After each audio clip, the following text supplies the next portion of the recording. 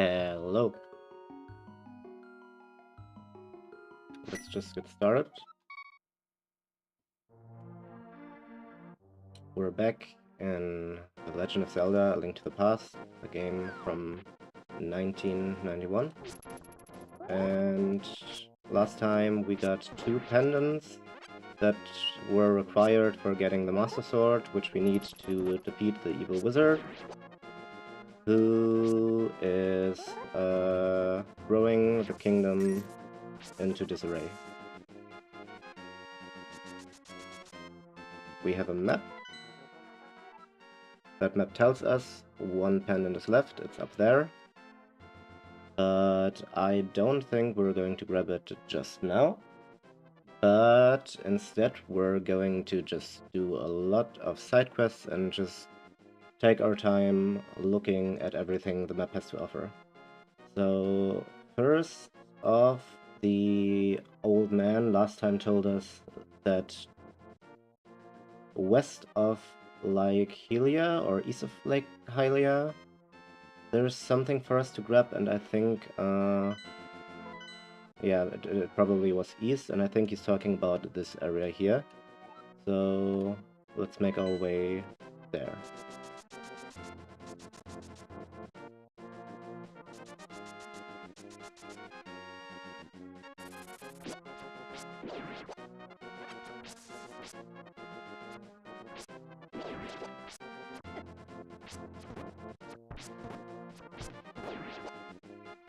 Take care of these enemies. I think this house is just another fortune teller. The last time we spoke to a fortune teller, they just told us that we will achieve our goals, more or less. Let's see if this one has anything better to say. We have a lot of rupees right now. You look like you might have an interesting destiny. May I tell you your fortune? I'll make it cheap.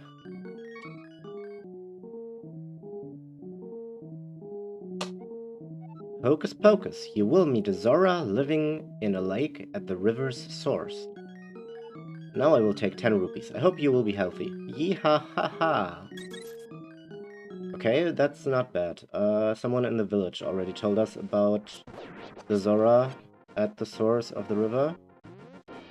But it's still a good hint.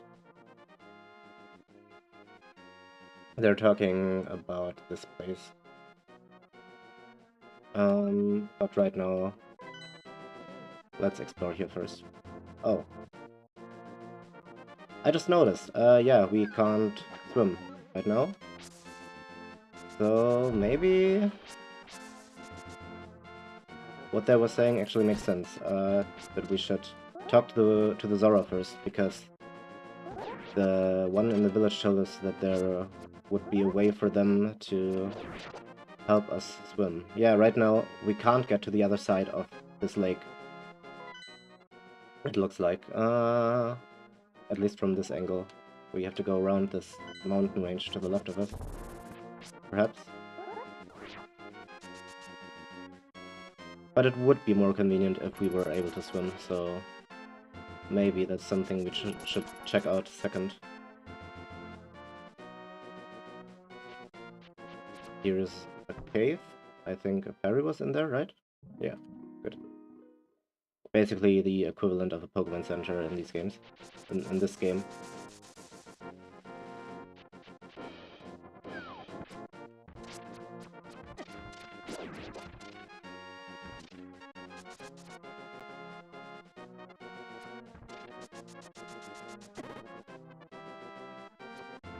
That's a Zora. They're in the water. And they don't seem to be too friendly. So not sure if they're actually going to help us once we find them. But an old man in a bar told us about it, so it must be right. Also, this wall looked weird, so another place for a bomb.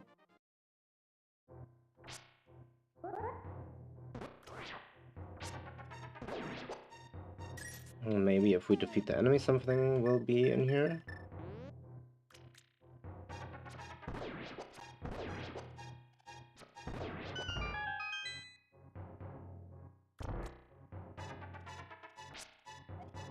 Take some rupees, but don't tell anyone I gave them to you. Keep it between us, okay? That's 300. That's really a lot. He just doubled our... He just doubled our wallet, basically. Interesting.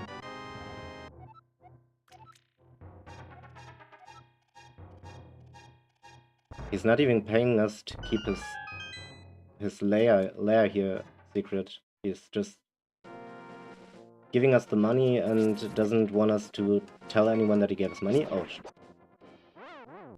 that was a lot more damage than I was keeping track of. But we had a little fairy in our pocket, so everything is okay for now. Only need to remember to replace that once we get the chance.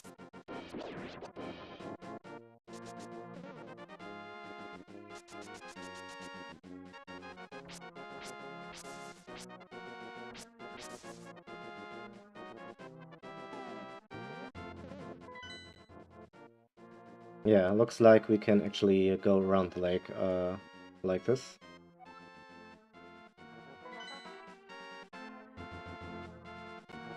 And apparently there was some treasure to be found.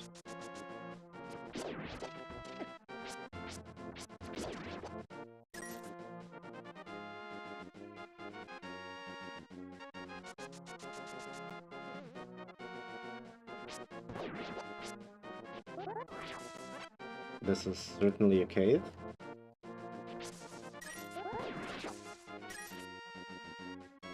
This looks like a landmine on the ground. The sprite is not really that detailed, but... Oh, maybe it's just a buried bomb, actually. Maybe it's just the top half of a bomb that's buried in the ground.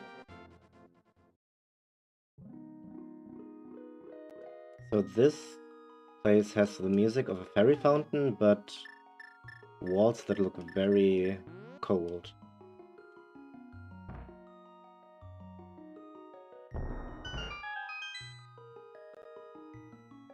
Good timing, good timing.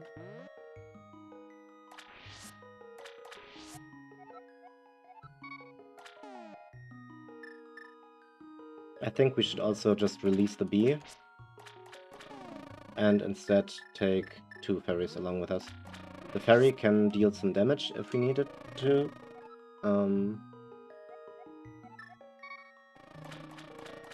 But I don't think we need it. And yeah.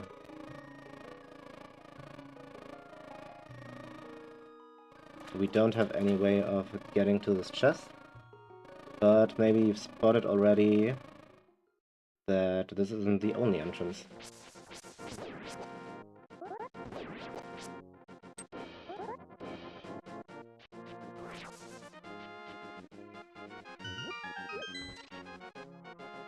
I'm not sure if this is also an entrance, but I was mostly talking about this one. But let's see what's down here first. Another bandit, apparently.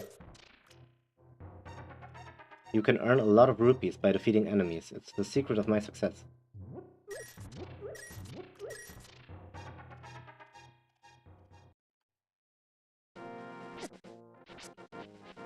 So the only people we've encountered in this place so far are bandits, more or less, around these parts and in the desert. One strange man who had a shield, who had a sign next to him not to bother him. The villagers living peacefully here, and all of the guard in the castle. Besides the priest living at the base of the mountain and tending to the graveyard here. And, of course, the witch in her hut here. But basically, this is a threefold split of the population we've seen so far.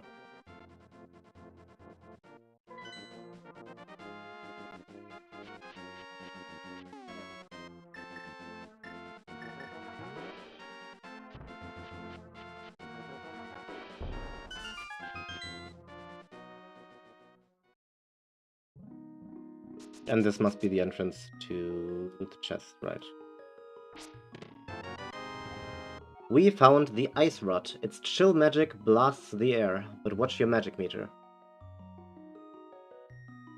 So we just casually found another key item, more or less.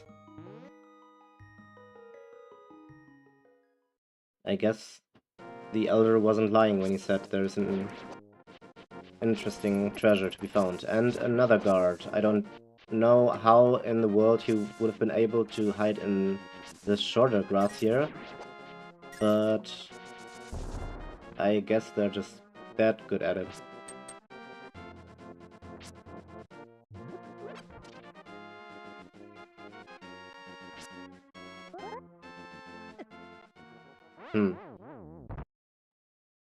Well, looks like we have a good reason just to check out if the fairies actually respawn, since we just lost another one.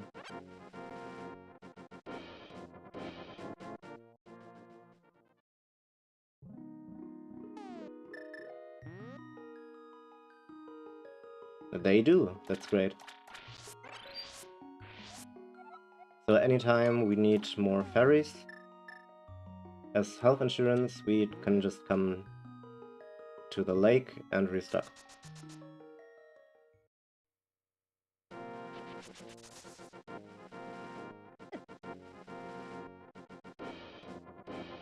Did the crab just deal 2 damage at once?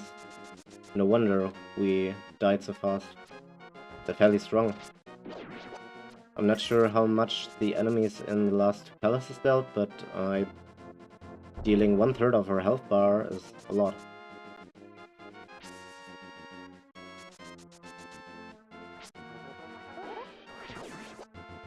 Maybe because he's a melee enemy, for balancing reasons or something.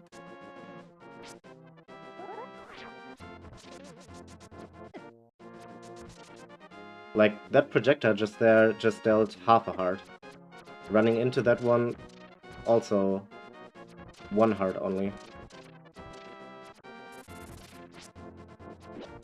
I don't want to find out what the bird does in terms of damage.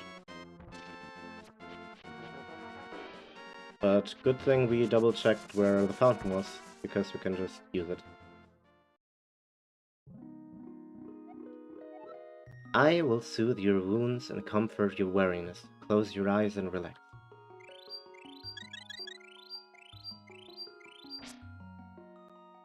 Again, I already made this point in the last part, but I think this game is still very, very hard and very cruel if you don't know these little spots, if you don't keep your eyes open to explore that you can place a bomb here and can restore your health for free. This game just gets so much harder. Same with the ice rod and with the bottles that were optional, and with the bug catching net that was optional. If you just do exactly what the game tells you and you don't do any exploring, this game is really, really hard. Let's try the ice rod.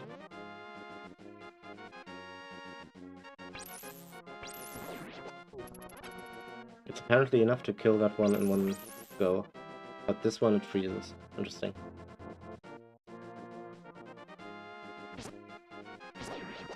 And freezing looks to be just another version of being stunned, like the boomerang does. So it functions like the boomerang, but also does damage. Also, let's take a look under these rocks in front of our house. One more thing I forgot to mention. Listen to the music.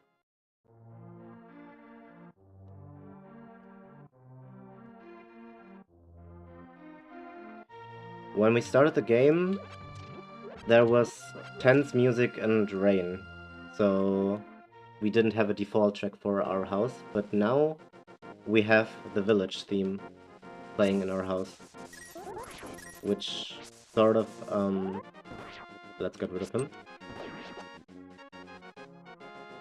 I was wondering before why this house was so far off and if it even belongs to the village technically, but I guess by choosing the village music for it, the game more or less tells us that we basically still belong to the village.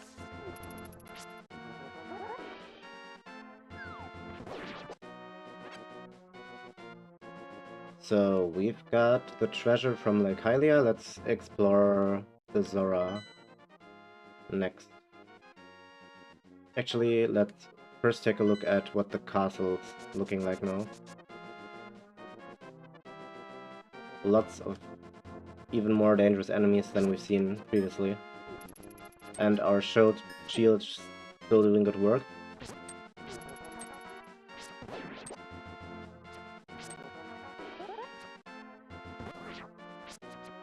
But these enemies, they have a lot of hit points apparently. Wait. Where did the... He was apparently hiding down there. Oh, it looks like that's a barrier that enemies can't cross. Interesting.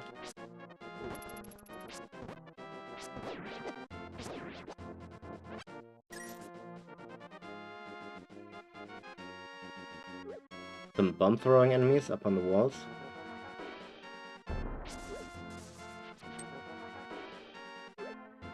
Can we enter the castle? We could. Interesting.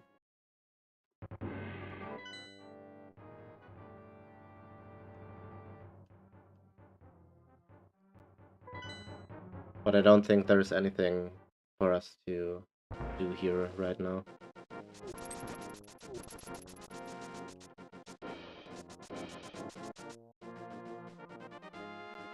Just wanted to check up on how they reacted more or less to the princess being kidnapped, and I guess they replaced some of the weaker guards that we saw earlier with stronger ones, especially on the walls.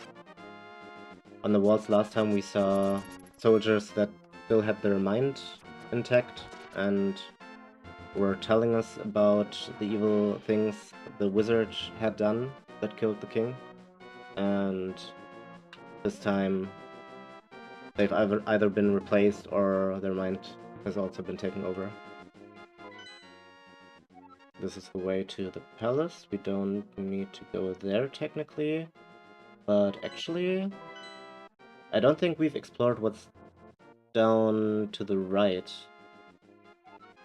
In the upper, in the right part of that T.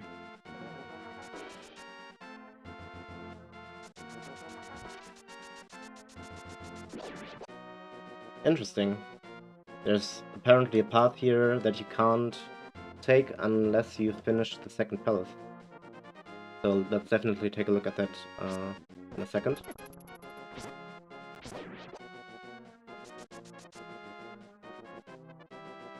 But first, let's see what's here. So here is another barrier that we can't cross currently. And there's a stone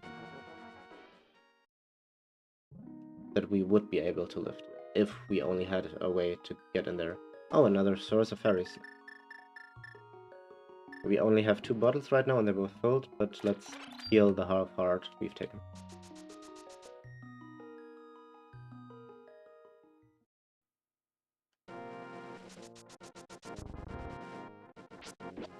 Again, these are statues that start to move once you get close to them.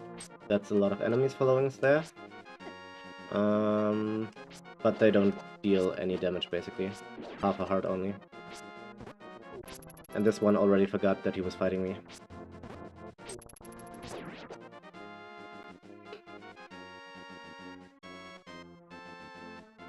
Let's pick up these stones and see if there's anything hidden under them.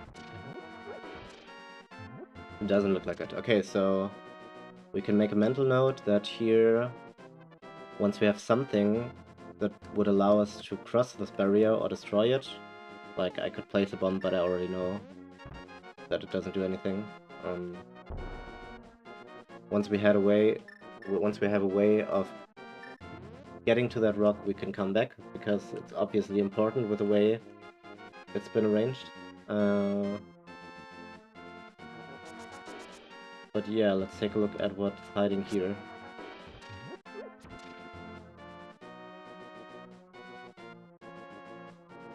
Another statue soldier.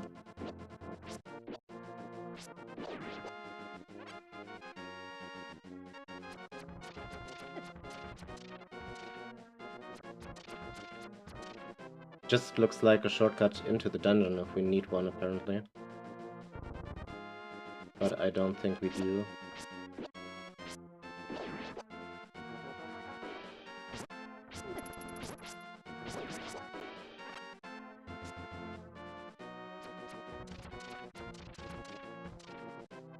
Because all of these areas should still be connected, yeah.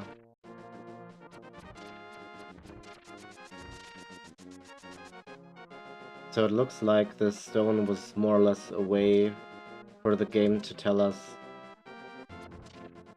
that stones exist, I guess. If we came here for the first time and explored everything and were wondering how to get here,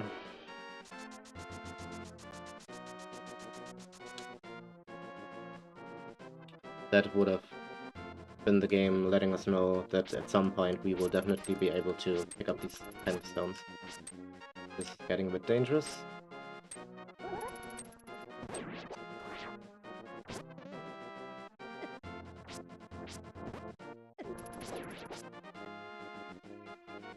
But we did it. What's in this cave? Ah, a great fairy.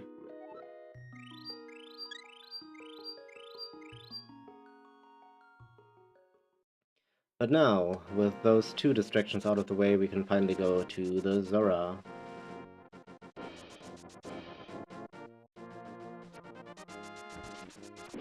I think we already saw last time that there was a big rock that was hindering us from continuing at the witch's place.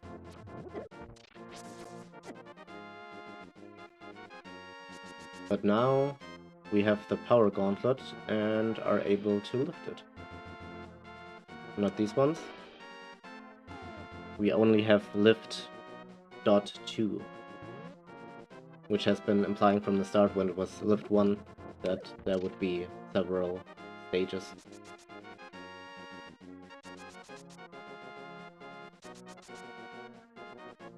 Here there are interesting collections of stones. We can't really pull them up. And this enemy is annoying, actually. Like this, we can defeat him, otherwise he would shock us. The Waterfall of Wishing is just around the corner. Only problem is we can't really do anything with waterfalls right now because we can't swim. And to enter into a waterfall, you kind of need to swim. Oh god. Get out of the way. At least I hope this was the right way, I'm not really certain. But I think they told us at the source. Like, this is the waterfall. This is the waterfall of wishing they are talking about, but we don't have any way of interacting with it, because if we try to go towards it, we just drown. So let's follow the water to its source. And this sure looks like the home of the Zora. Another interesting decision is that the Zora don't seem very friendly towards us. Like, they come up running and seemingly wanting to attack us, but once we strike them once, they just deflate and lie on the ground and hide away. We can't really fight them.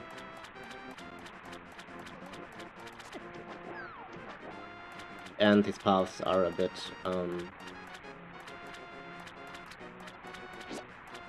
these paths can be a bit dangerous. Oh, never mind that. Apparently we can kill them. Okay. Which is fair if they attack us first. They keep shooting their red lasers at us.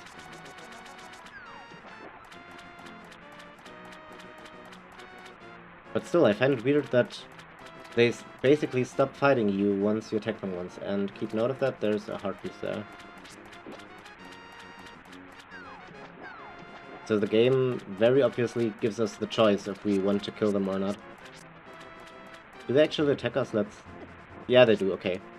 So the game lets us know that we don't actually have to fight them, like we can just hit them once and they'll leave us in peace. until they wake up again.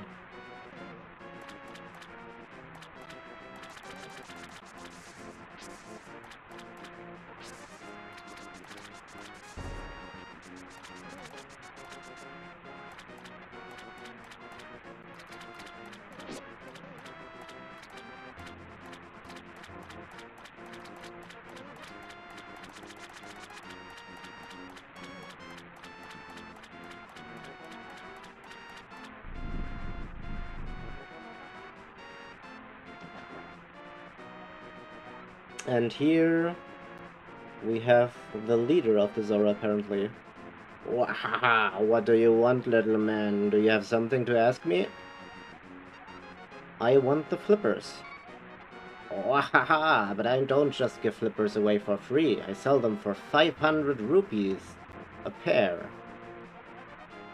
Well, good thing that one bandit gave us 300 rupees. Otherwise we wouldn't have been able to pay him. But now we can, and now we can swim. Wahaha! One pair of flippers coming up. I will give you a free bonus with your purchase. I will let you use the magic waterways of the sea folk, which link lakes and rivers. When you see a whirlpool, dive into it. You never know where you'll surface. Wahaha!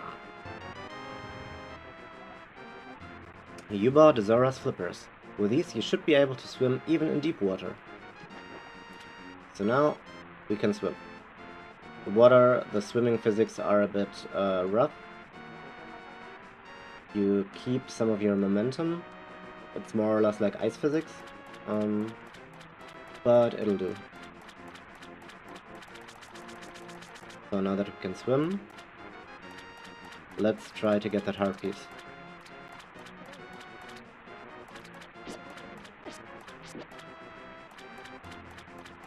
It was below us on the left. So perhaps... wow, I ran into that, interesting. So perhaps follow this waterfall down.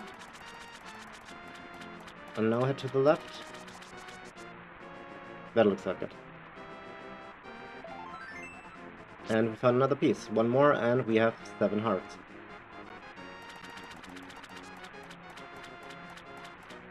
And we have unlocked the waterways of the Zora, which is an interesting little connection of tunnels.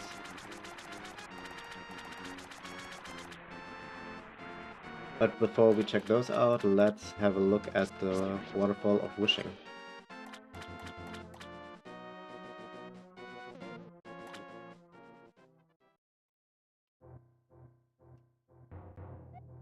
Mysterious pond. Won't you throw something in? What will you do? Throw an item or don't try it? We want to throw something. Our options are basically all the items we have. We could even throw this very important book into the pond. But let's throw in our boomerang first.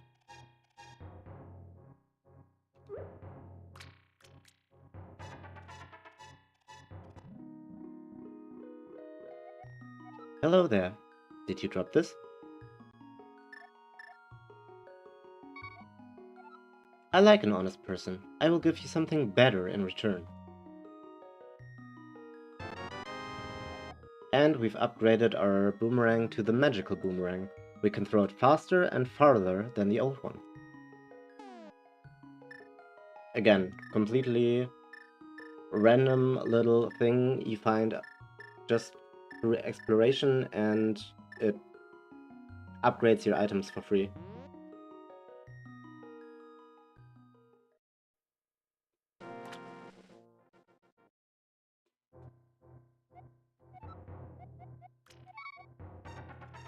The next thing we can throw in is our shield.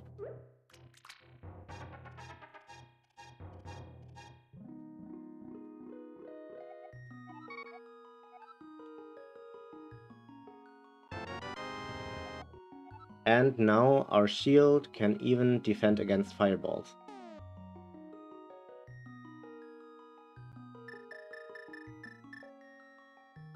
If we had a bottle to spare, an empty bottle, we could have thrown it in there. And she would have filled it up with a potion. I don't remember which one. I think the health potion.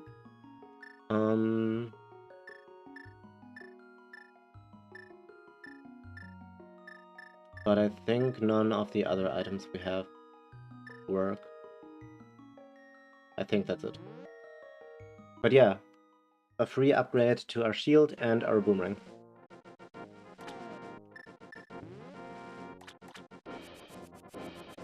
It now sparkles. And this is one of the magical waterways. Let's have a look. We're at the top right of the map. Let's head into here. Okay. And we arrive at the lake. In the middle of the lake, to be precise. Where there are some islands that we wanted to check out anyway.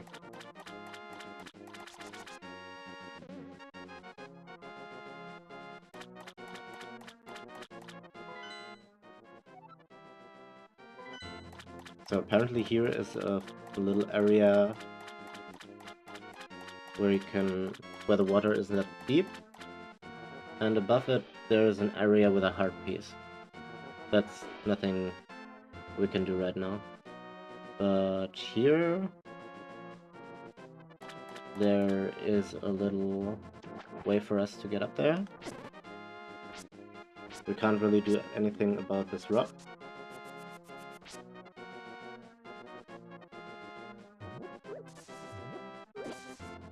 But we can head inside this little cave and see what's up here. It's the Pond of Happiness. We can throw some rupees in and your wishes and our wishes will surely come true. Do you want to throw rupees? Let's throw for you. We have 283 to spare. Let's just go and throw in lots of them. In total your happiness is 20. You became happier by 1 step. For your reference, today you will have good luck.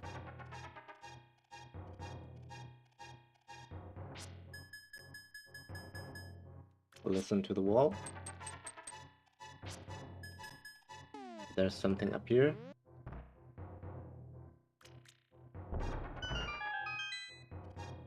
More fairies if we needed them. And actually, we could use them to fill the 2 hearts we've lost.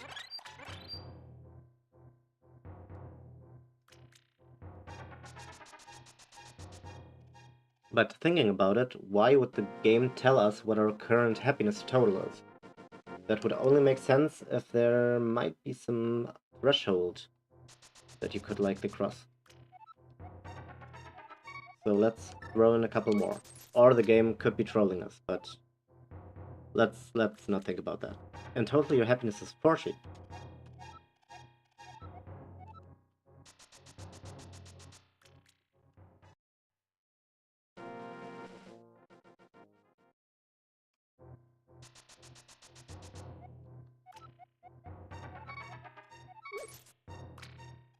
Ah, I misclicked.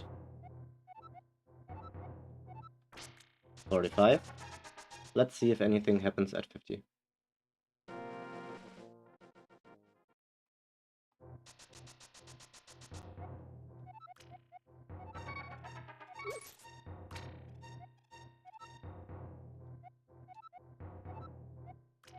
Today we'll have big trouble. Interesting. Looks like 50 isn't enough. Whatever is going to happen, 50 doesn't seem like it will be enough.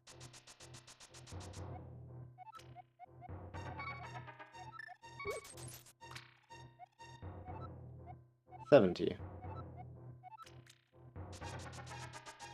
Still not enough. Once again, I don't think many modern players would do this. Like, explore, if they were to explore this game, they would just stop at some point. Like, we've gone up to 90 and nothing's happened. Are we really sure that the game is not just trolling us?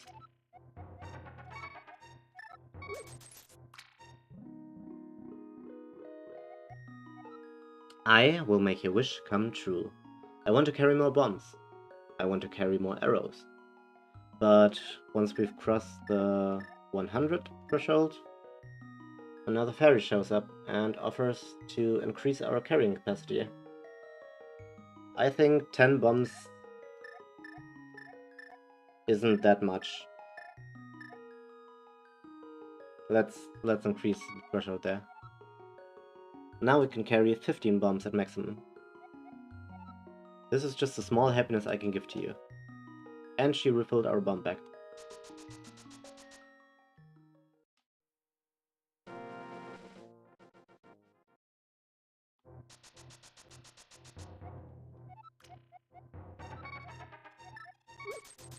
But now that we found out that this place offers to raise our carrying capacity, the game changed to allow us to throw either 25 or 50 rupees.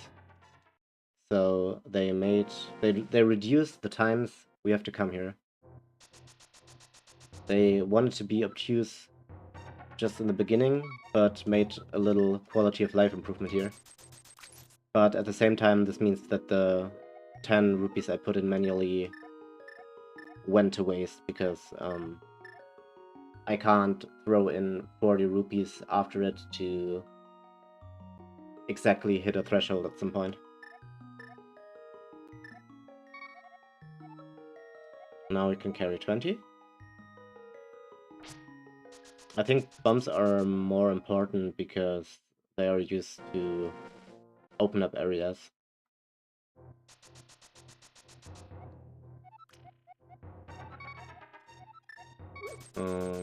This isn't that smart, because we don't even have enough to reach the next threshold, but at least it's being safe. So once we come back, we already have some in here. Okay, let's have another look at the map. So we've explored the lake here. We've explored all around the palace. There was nothing interesting in this little field of hills where the enemies were fighting. The witch's hut we explored. The source of the water we explored and got the flippers. The graveyard is still open. We can also pay another visit to Zelda and the priest at the cathedral. Also, we forgot about a little woodcutter's hut near the forest. So that's likely our next destination. We checked the castle again. There's this little building near the lake, near the pond here, that we haven't checked out yet. I think we've done almost everything, basically everything we can do in the desert right now, and we haven't explored Kakariko village fully yet. And after we're done with all that, we can start climbing Death Mountain to get the final pendant.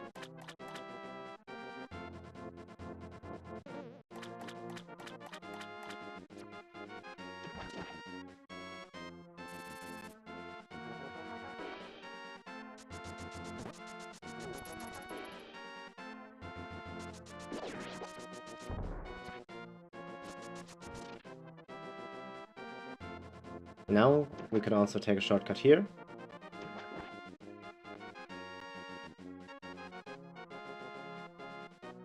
And I think we can also get another bottle I just forgot about. Maybe not run into him.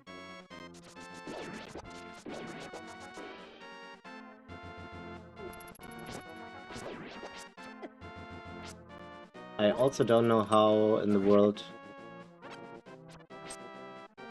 you're supposed to get this one, but when you drop into the river here,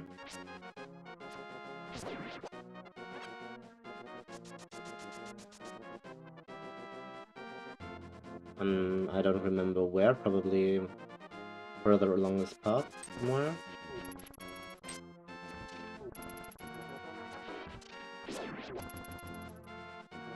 If you were ever wondering what it'd be like to swim under the bridge or something, would be the thinking, I guess.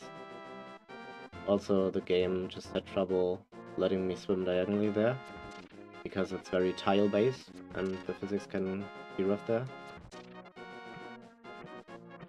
You can press a button to swim faster, but it doesn't make it more controllable. Like, perhaps this little triangle is supposed to make you think that you should come here, or I don't know, if you're just going around exploring. You will at some point find this man living under the bridge.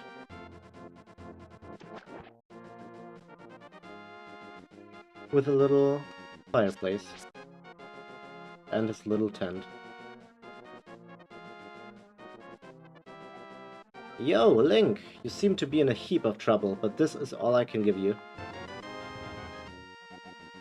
A magic bottle.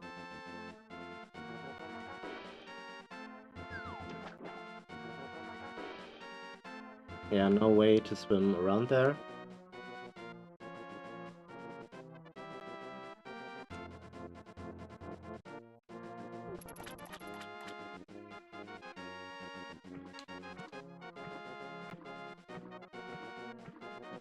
And now we have 3 bottles, so we can go to one of the places where the fairies were and catch another one. And we can stab a few people on the way to make more profit.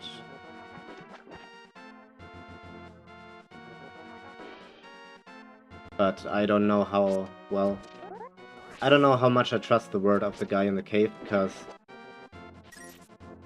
well, the guy who told us that, he had like 20 rupees in his pots, and the other guy, he just gave us 300, so whatever the other guy is doing seems way more profitable than stabbing people.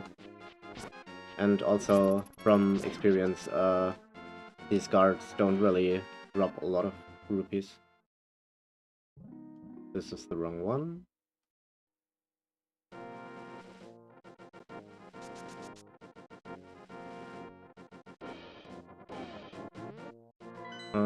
What's the quickest way? I think all the way around there were some fairies.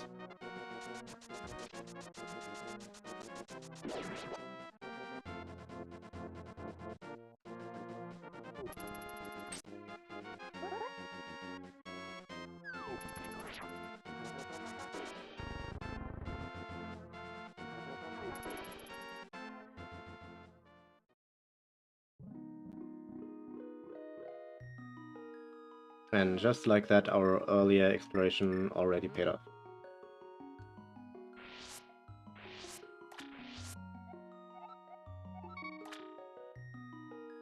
Oh, yeah. I can also just let them heal me. So, we have 3 now, right? It will be a long while before we get the 4th one.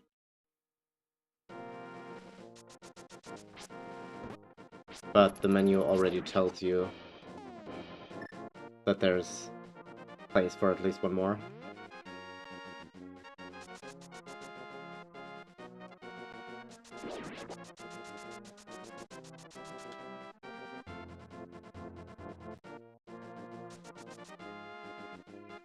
So, which way were we going? We wanted to check out the graveyard, right?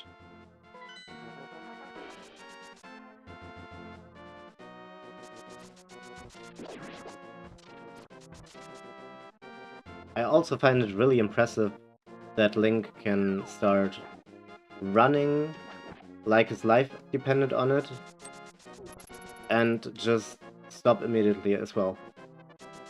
Like,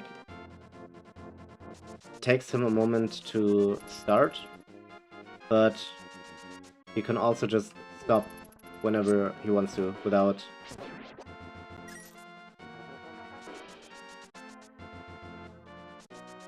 any problem in the middle of his sprint. Yeah, let's visit Zelda and the priest first.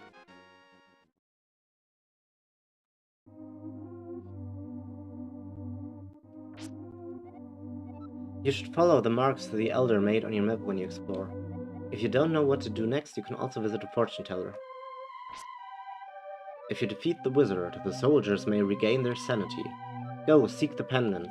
Well, at the rate the soldiers are attacking me, it's not likely that there will be a lot of them left to regain their sanity. Unless they are somehow, I don't know, defeating them sends them back to the castle and doesn't kill them or something. I want to talk to a fortune teller actually, since we've cleared the Zora. And I know there's one right here.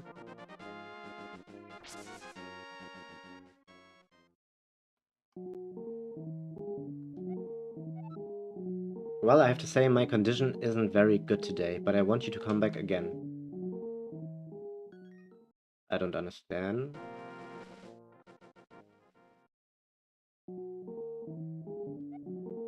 You look like you might have an interesting destiny, okay. I don't know what's up with the message she gave me previously. Hocus pocus! Even the mighty Master Sword cannot harm the wizard's body. Well...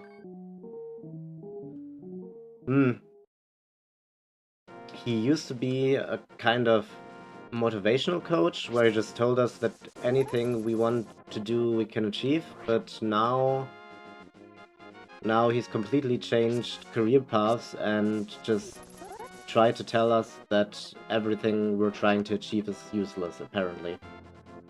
Like, all of this adventure stuff is to take out the wizard, and he just casually tells us, the sword you're going through several dungeons to get, it can't even hurt him, by the way. Just wanted to let you know.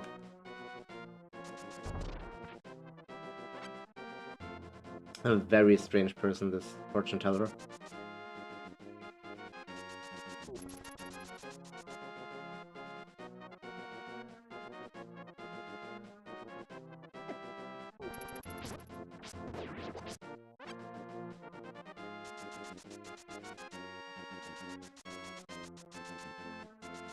I also don't understand, like, yeah, these are ancient artifact boots of the Elder that have been passed down from generation to generation.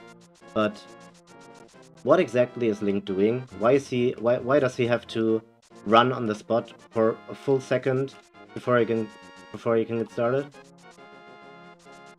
Like, if these have been passed down from generation to generation, you would think that they would have figured out a way to, I don't know, just start running whenever they want to.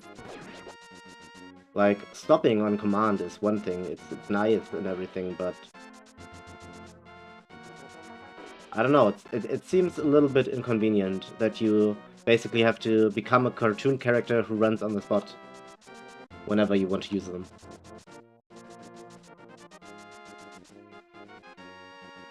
Let's go grave robbing. Stabbing people wasn't profitable enough, so let's do the next logical thing.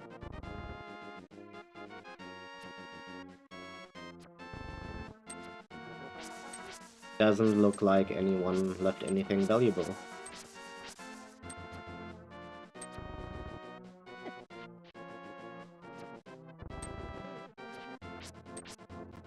I don't know if we can even hurt these goats either. Maybe I should just take care of this guy.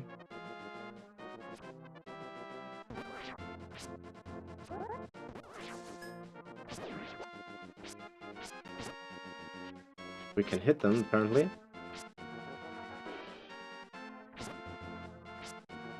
But can we kill a ghost?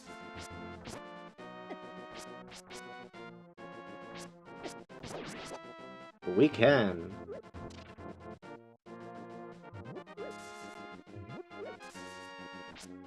But it takes long. I don't want to deal with that. Let's just open up more graves. Nothing to be found here, it looks like.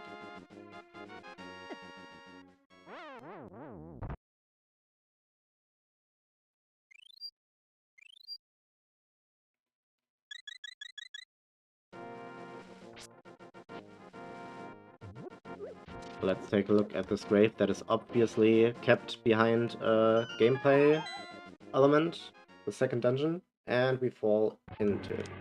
And we arrive back at the secret waterway that led us into the cathedral. This time, we have bombs. All of these suspicious walls, they're no match for us.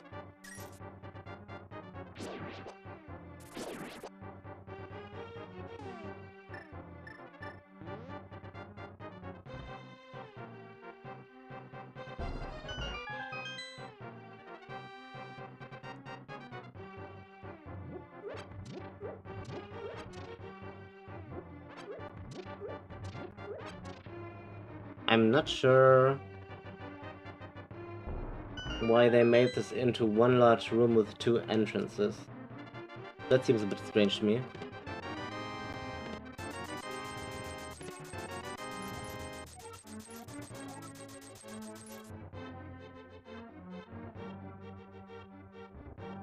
Only thing I can think of was to give players two chances of noticing that there's something wrong with the wall there. But yeah, that's the only explanation I can think of. Let's follow the way up again, and this time hopefully pull the right lever instead of the princess who wants to see us die lever. Yeah.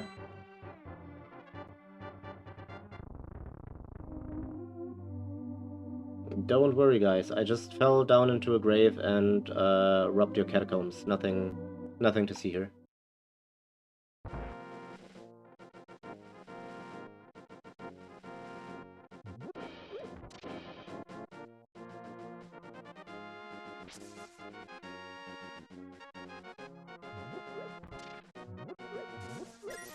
But there's still very obviously a cave here that is likely connected to something on the screen, and I think it must be that grave over there, but we can't lift the rocks to get to it. So we will have to come back another day.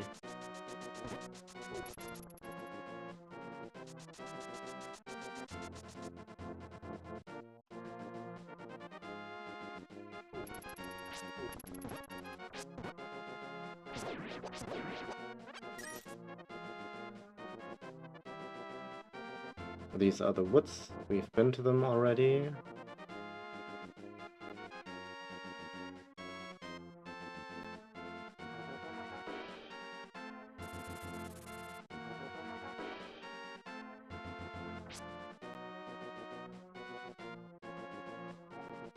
Danger! Do not enter Death Mountain without the king's permission. Well, the king is dead, so doesn't really matter, I think. Here are some woodcutters with their little hut next to the woods. Yo, Link! A mysterious fog has recently fallen over the forest. We have to be careful. Maybe it's nothing, but this tree feels kind of strange as we cut it.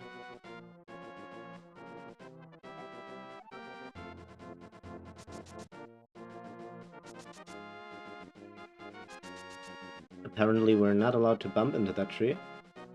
And ignore the bush that grew legs down there. Ah, we can bump at it from this part. Yeah, apparently they're cutting down a strange tree. And this is apparently the house of lumberjacks A. Bumpkin and B. Bumpkin. And another soldier who is sleeping in the trees, in the bushes.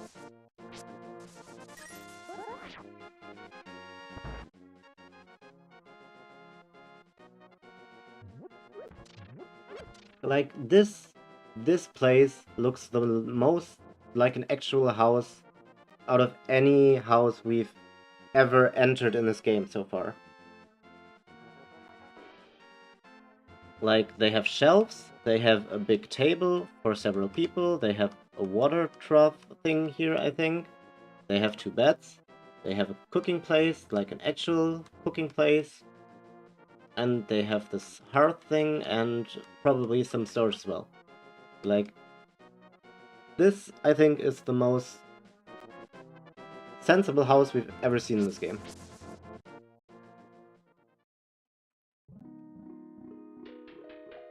Here's a piece of heart we can't get to.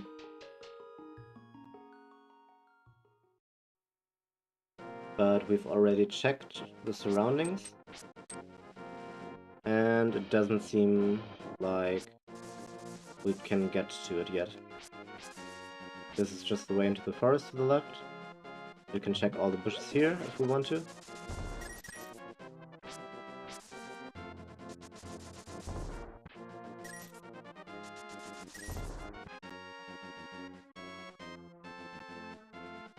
But no way to get there right now. So let's head to the village.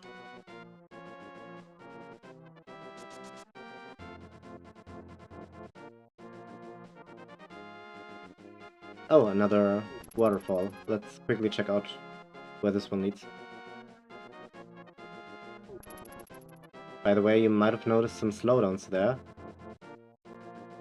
Those were when I walked up and left at the same time. I think walking diagonally can sometimes be more taxing for the system than just walking in a straight line, which is interesting to think about. Also, this waterfall really doesn't want me. Now we've got it. And it leads us down to Lake Hylia again, but to the left. So we could swim further to the left, take the other waterfall, and go to the witch from this part of the map. This is connected to down there, and down there is connected to up here. Those are the ones we found so far. And they're two-way, so...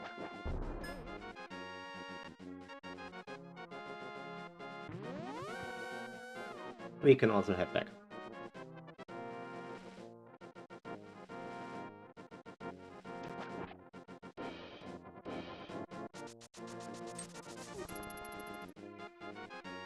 Let's see what the village has to offer.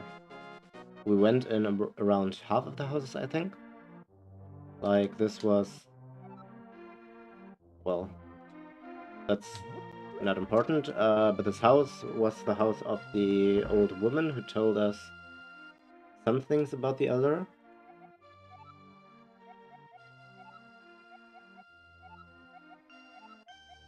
Yeah, we talked to her.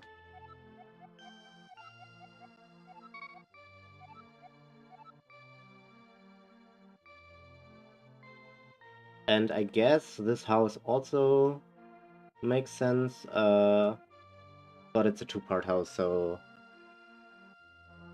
I was talking about the one-part houses that were making a lot of sense. This little thing looks very interesting.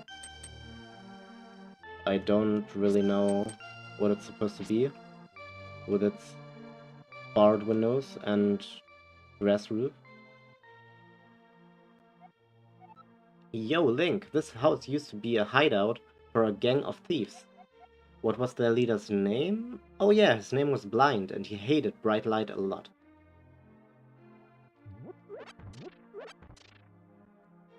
As I keep saying, not many lines in this game, if any, are meaningless. This band of thieves and Blind will likely become important at some point. And here we see some treasure the bandits apparently left behind and a crack in the wall. Luckily, this isn't real life, so putting a bomb in the basement of a place doesn't lead to the roof collapsing on us, but instead we find some more treasure. And we finally found our fourth piece of art. And now I have 7.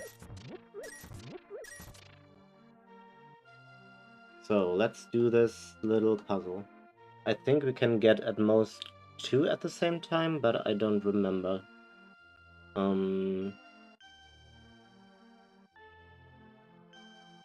Where do we start? I think we push this one down, the one left to it to the left, the one that used to be below it down, and then we can't get the right one.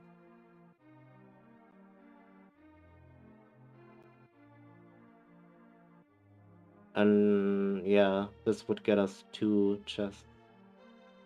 I guess we can go ahead with it.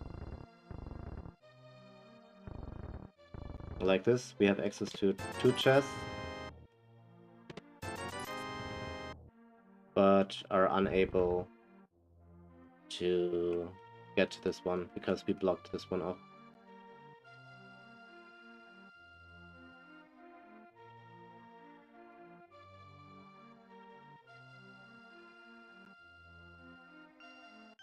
I think we need to leave the building. Also, about this place,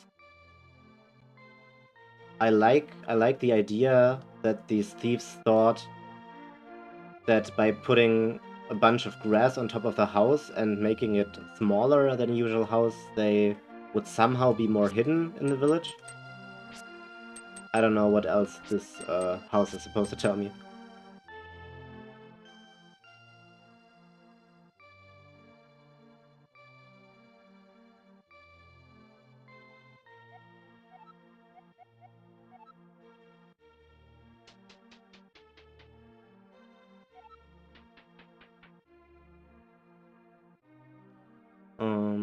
So how do we get to this one? We need to push the one directly in front of the chest, either to the left or to the right. We could do it by pushing this one down. This one down. This one to the left. Then the one to the right down, and the block in front of it to the left.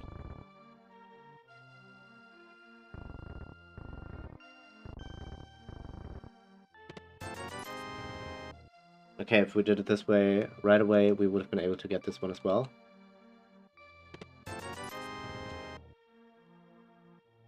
But this one, I don't think there would have been a way to get it as well. Oh, never mind. Yeah, whatever I just did would have been the perfect solution, but not really important.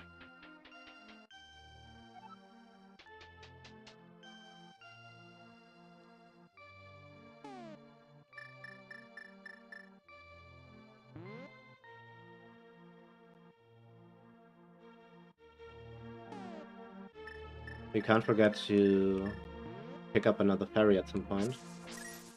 2 is plenty, but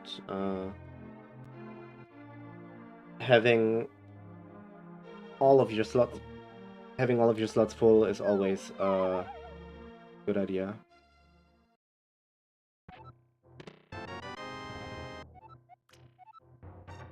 I guess this would have been another place to find bombs really early in the game.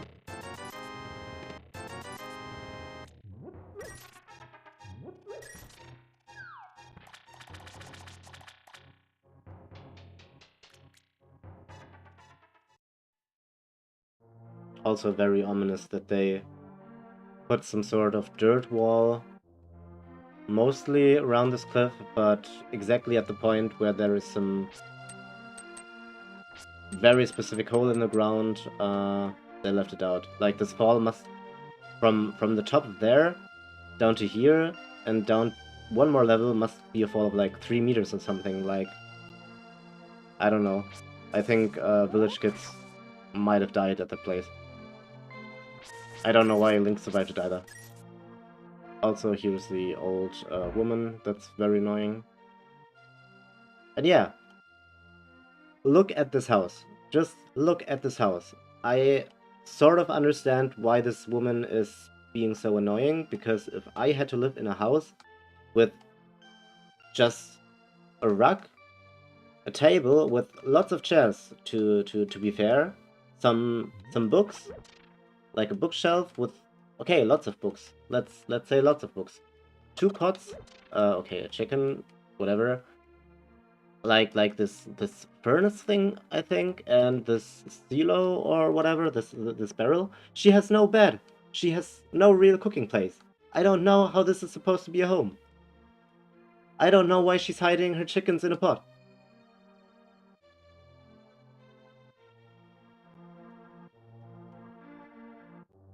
But I guess as long as we don't talk to her, never mind. Wait, they don't even have the red soldier to send after me anymore?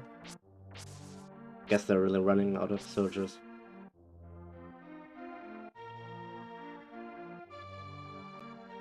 It might be a comfy rug, but... nah. I don't know, I wouldn't like to sleep on the place that visitors clean off their shoes on. Like, if it was a comfortable rug, I think I would have put it in the opposite corner of the room, or at least put it away when I'm not sleeping. Let's look at why this person is annoying. What's your house like? Okay, okay. A painting of Mario, but instead of an M, he has an H on his head.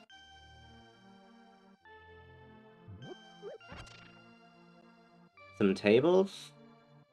Looks like perhaps even a bowl of fruit or something. Like, okay, this person can't warm their home and they can't cook, but at least they have a soft bed, I think. Well,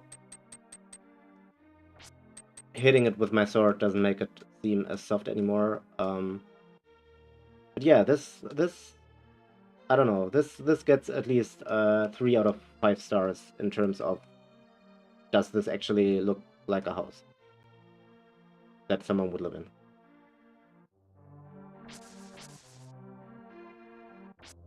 Another one of these barriers we've seen before.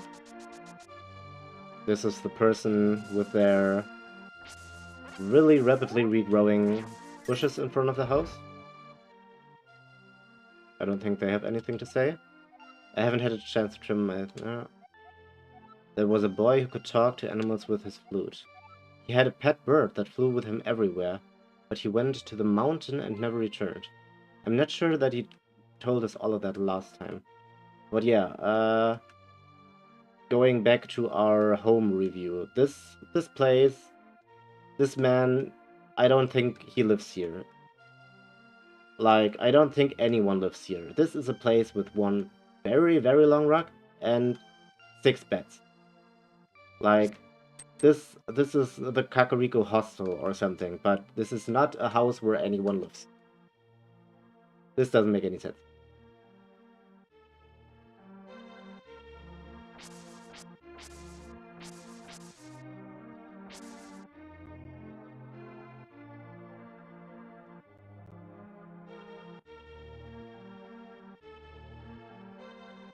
I'll just quickly double check if we had any way to look inside of the barrels, but I don't think so.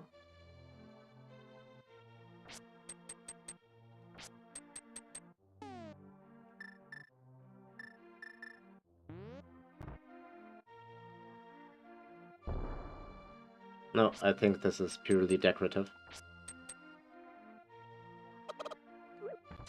But we can definitely confirm that she keeps her single chicken in a pot. So perhaps this woman just likes to eat eggs every day or something. Like 1 egg every day if she's lucky.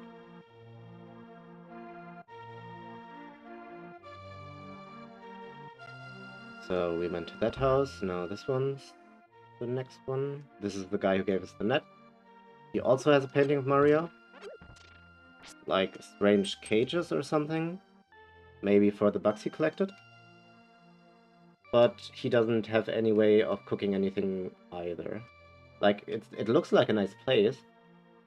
With the bookshelf and the rug and this shelf. He definitely has a bed, which is always important, and he has a table. But yeah, no cooking place.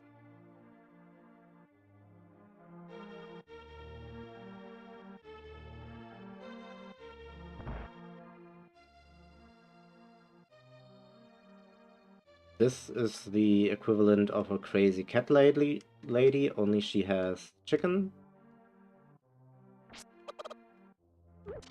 And her favorite chicken she apparently hides in a pot next to her bed. Let's blow her house up.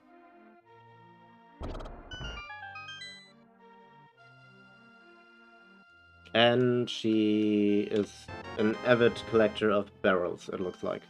And one chest of 10 arrows. Yeah, perhaps that's a cooking place. I still don't know. Like this could be a place. This could work, but I don't know. I would definitely take points off for the amount of chicken in there.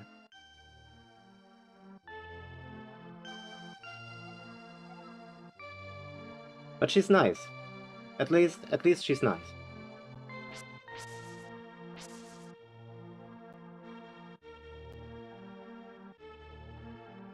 I'm not really sure what the point of this thing is.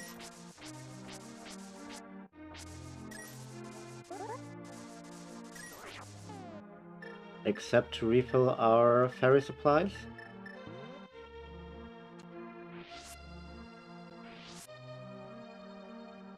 Come on, come on. She really didn't want to come along with us.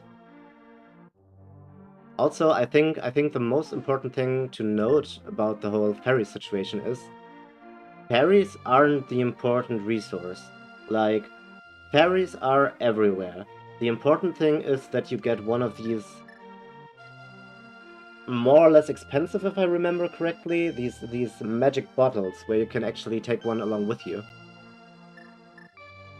Like the seller at the marketplace here.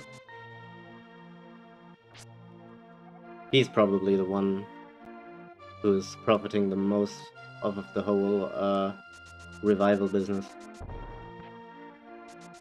But maybe we're the first person who ever thought to actually use a bug net. Like, maybe the sick boy here wasn't able to ever afford a bottle.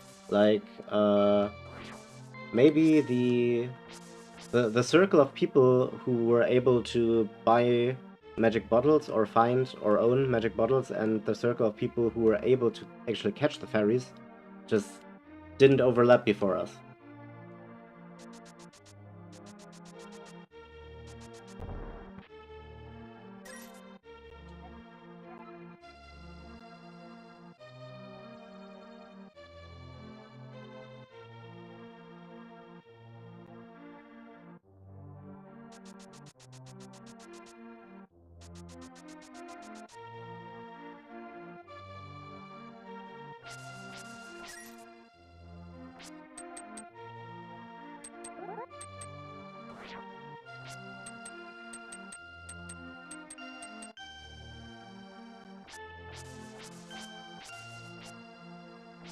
This is a strange little building. And once again, everything exists for a reason in this game, so we can likely blow a hole into it.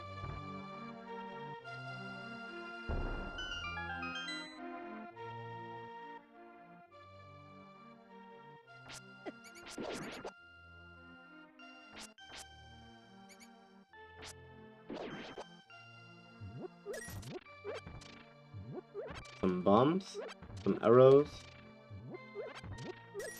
and a couple of rupees.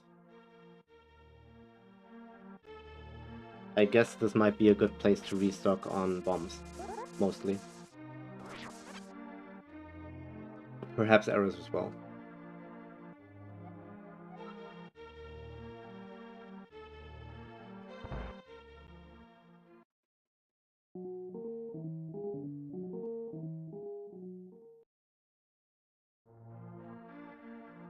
I also don't understand how this little farm area, like, this is the only place in the village that actually looks like it might have been built to house these chickens. Why the house in this place is just a random guy selling a single heart 10 bombs and a very expensive potion.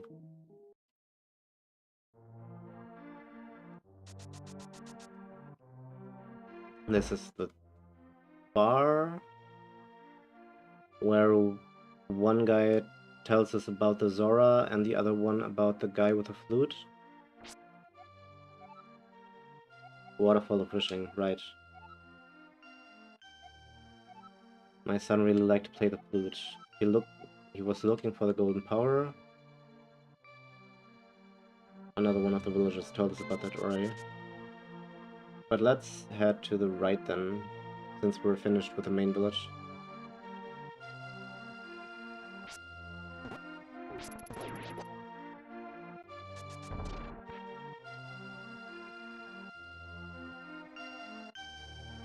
Another spot where you would be able to drop yourself if this thing wasn't in the way. A nice little house with a chimney. And more chicken and water trust. And yeah, we can't do anything here, because it's likely that this is only the exit for whatever's going on in that hole over there.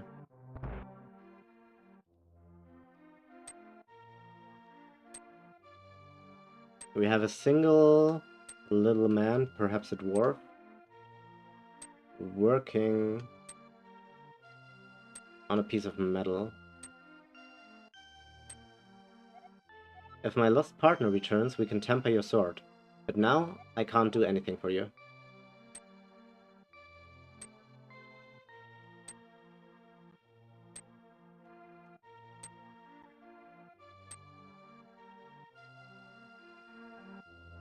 Interesting.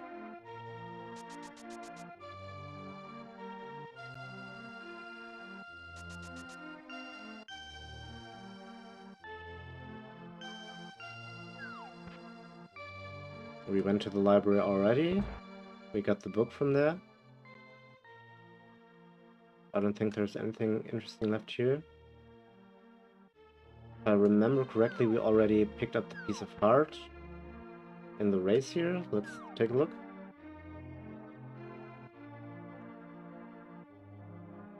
Right. Okay, so what's left to do?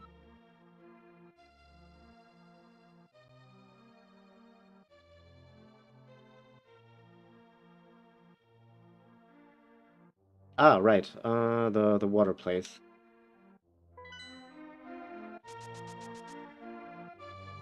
A little pond.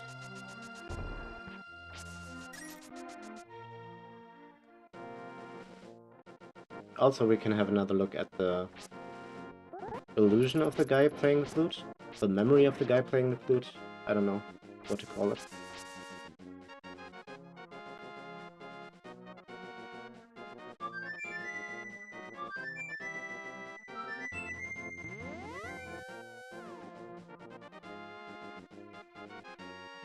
Still a bit creepy.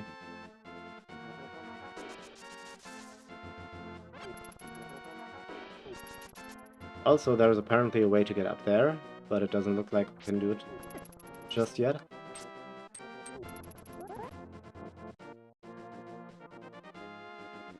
And we have the shortcut unlocked, because we can now lift this boulder. And there's a little crab with a face that apparently spits out rupees. One more thing I just remembered. There's also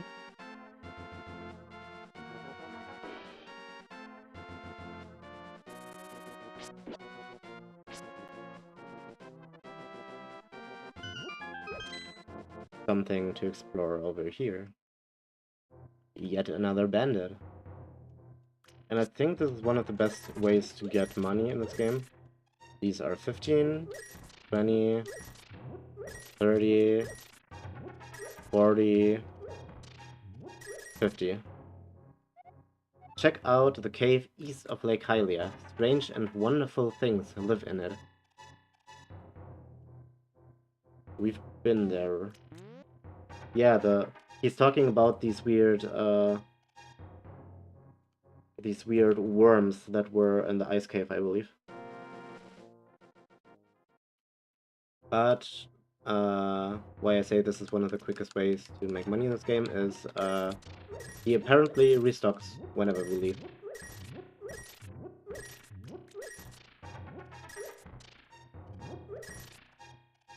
Why stab people when you can just steal from bandits who are apparently not brave enough to fight you, or who enjoy when people steal from them?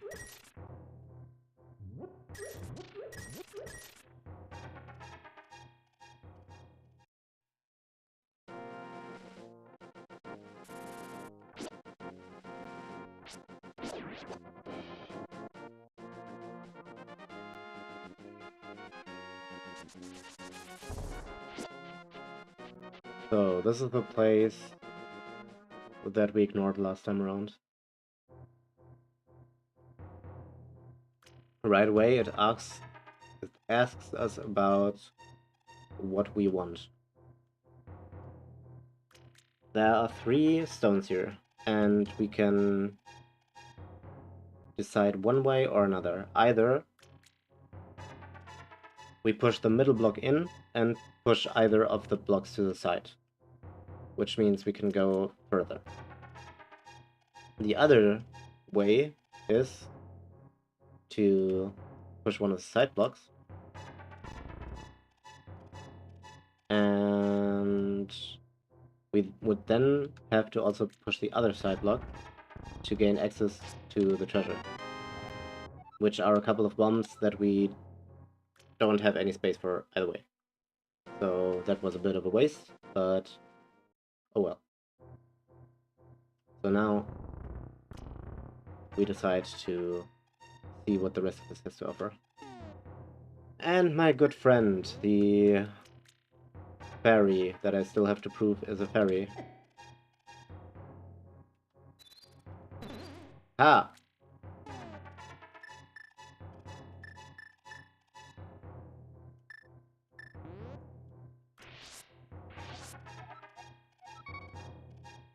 Okay, so left or right? The last time we had to pull a lever, it was the right one. So does the game want us to pull the same one again? Or does it want us to pull the other one this time? I'm going to go with the same. And that's correct. The other one would have dropped snakeskin, I believe. Bombs this time. Okay. But yeah. Now the fish are dying because there is no water, but at least we found a piece of heart.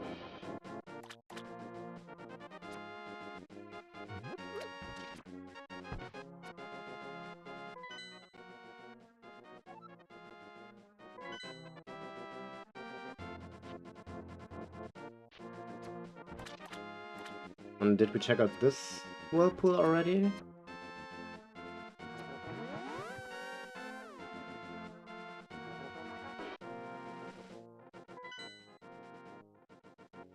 Interesting. Is this another interesting waterfall?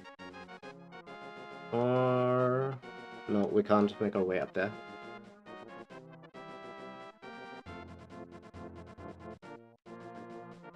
So this is the 3rd tunnel we just discovered, I believe. From up here to down there. Then a bit to the right here was one to there, and then a bit more to the right was one up to the left over here.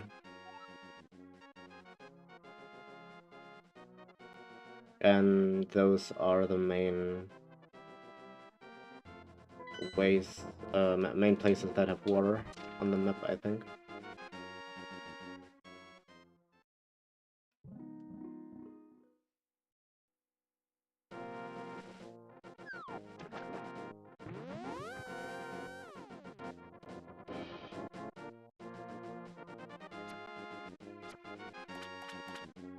once again, a place that's blocked.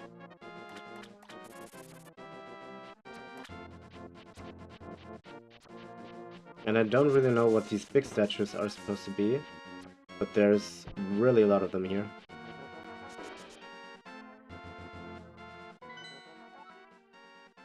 Let's have another look at our house, since we've been criticizing the other houses so much.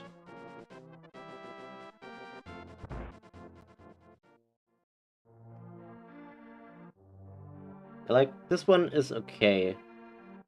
For one person, I think it's probably good. But remember, we were most likely living here with our uncle, our father, another man in this place, and he had to sit on this chair, on this log on the floor. Oh.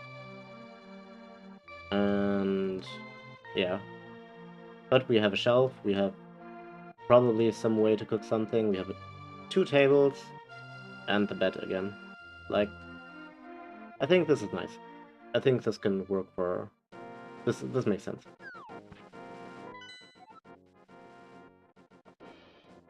Let's have a final look at the map. And I think that's actually it. Now, our only option is to progress with the story.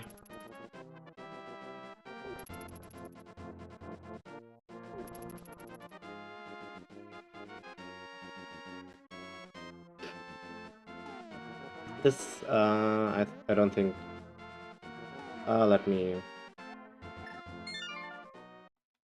Let me do the 1991 way of fast traveling real quick and teleport myself to the sanctuary. We lose a couple of hearts, but I think that's okay.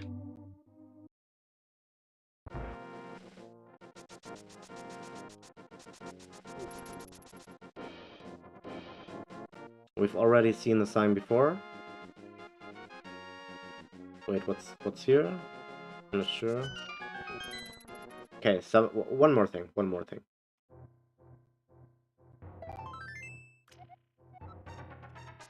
Quick piece of art on the way.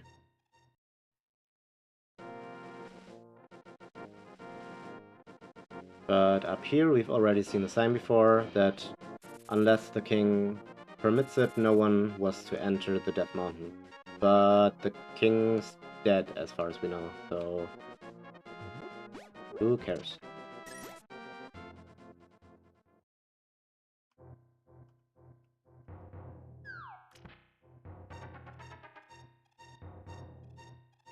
And apparently Death Mountain is a one-way street.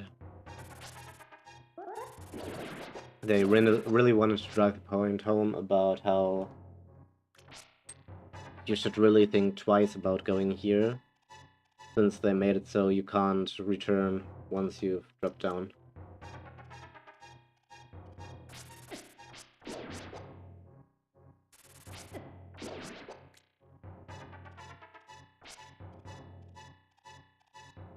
And apparently there's just an old man standing there in the dark, menacingly. Let me get a bit of water for a moment.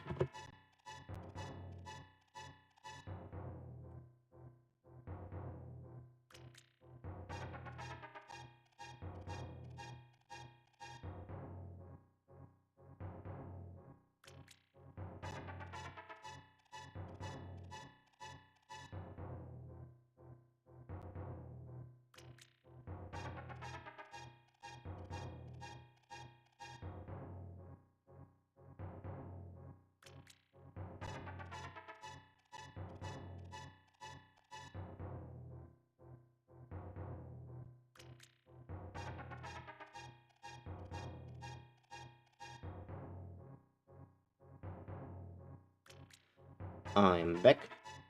So let's ignore the old man for now. This is the other side of that hole we saw earlier, and we can't progress this way either, so I guess we have to talk to him. I don't know who you are, but if you are going to go up the mountain, will you take me with you? I lost my lamp, so...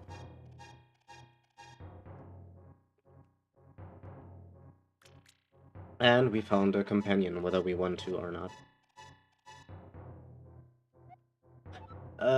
Watch your step. There are holes in the ground. Could you turn right here? Young man, are you also going to the mountain to look for the golden power? Just ahead is a mountain full of monsters. Many people have vanished in this mountain while looking for the golden power. I don't want to steer you wrong, so please don't get too involved in such a mad quest. So he wants us to go right, which from this point of view would have been down, I think. So let's check the other way first, which is a dead end. But going too far along the way he taught us to isn't the way either, is another dead end. So maybe he was actually referring to this right. Can be a bit confusing. There's a random pot. There must be a heart in the bottle. What? First off, why do they call this a bottle? Second off, why does he know this? Third off, why is he talking about it? Why did he feel the need to comment? Turn right here. You know, I have a granddaughter who is your age. The king took her to the castle and she never returned. Kidnapping those maidens must be part of the wizard's plot. I'm sure he is trying to somehow use the power of the descendants of the wise men. Looks like this old man just wants somebody to talk to. Like, he's telling the truth in many regards, but I think the bottle part was definitely just him wanting to make small talk. But we found the light at the end of the tunnel.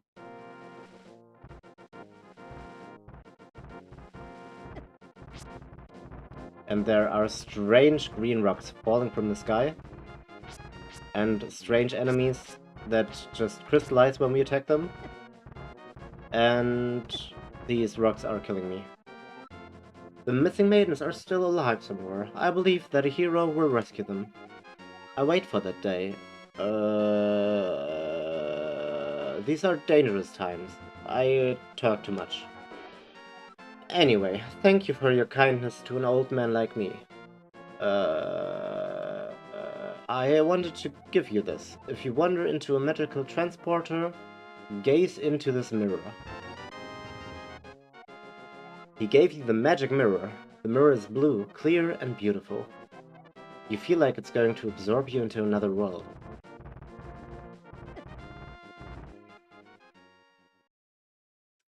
Can we talk about how he just told us that we ever get... Like, he just casually has a magic mirror on his person that we are supposed to look into when we've been teleported into another world. Like, this has happened exactly 0 times so far. And he talks about it as if it happens every Tuesday to him. That I don't know, it was very casual of him, is all I wanted to say.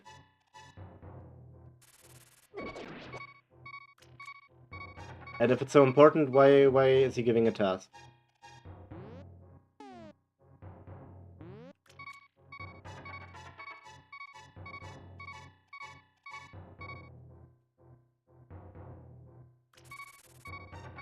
Also, that was a good point. There's a chance that him calling the thing a bottle was a translation thing. I think I will look it up at some point, what the original was, and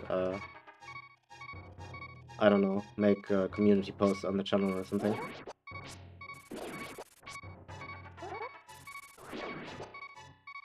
But traditionally, these are what definitely are pots in other... In more recent games, this is definitely what we would associate with as pots. Also, I'm sorry for the low health sound. I'm trying my best to either die or find a heart quickly.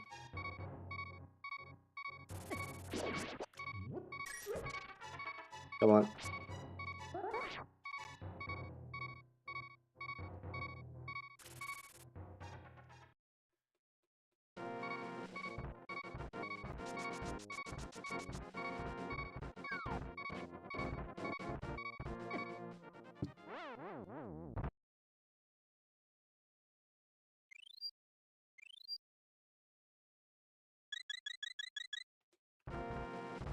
Problem solved.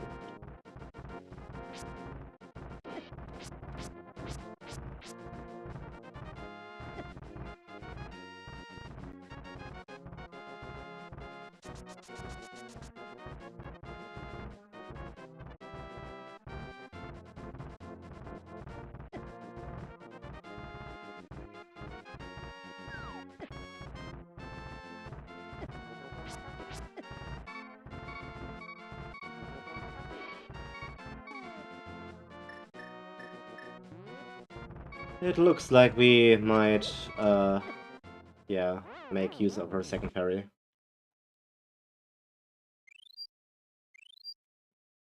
I wonder who's up on that mountain just throwing a billion rocks all at the same time. This barely makes any sense. What is happening here? And I don't know. Can you even dodge them? Like individually perhaps, but there's so many of them. And they just jump into the screen from 10 meters away. Here is a bridge that leads nowhere.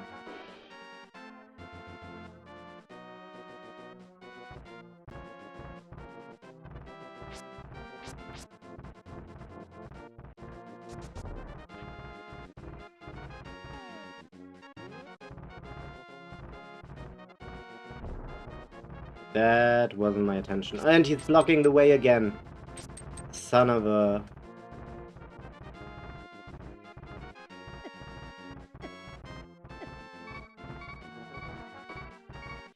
They weren't kidding when they called this place Death Mountain.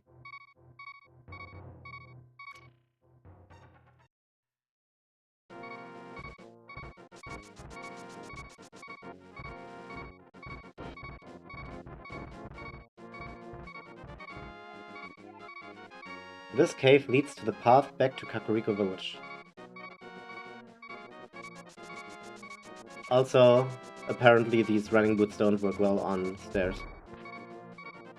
Which is somewhat funny.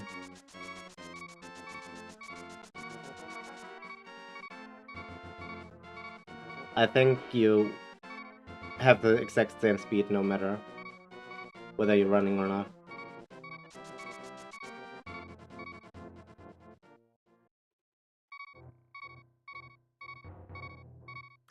Another area we can't progress. I could try to fall into the hole.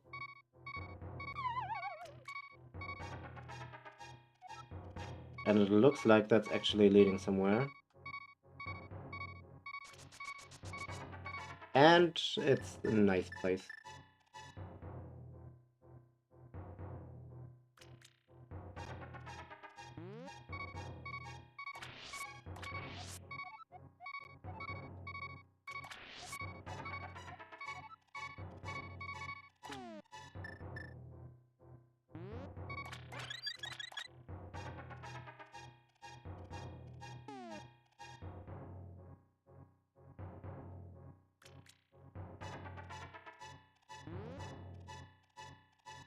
Right, Oh no, oh no, no, no, no, no, no, no.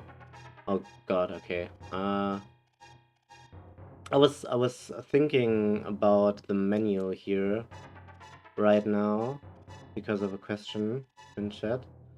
But I accidentally released the ferry because I pressed the button and that released the ferry. Let's ignore that. And basically, because I'm inside a cave. I was trying to open up the map, but since we're in a cave, the world map doesn't open. And more of these little worm thingies. Let me get outside to answer the question.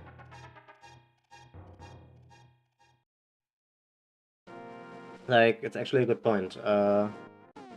Look at how this UI falls down as an overlay, but when we look at the map, it's a screen transition.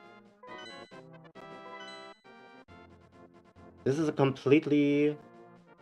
like, here the screen changes, while when we go into the menu, we can still see the background. I think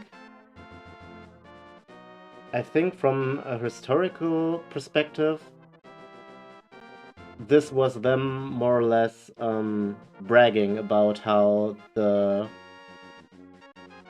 Super Nintendo console was more powerful than the previous one.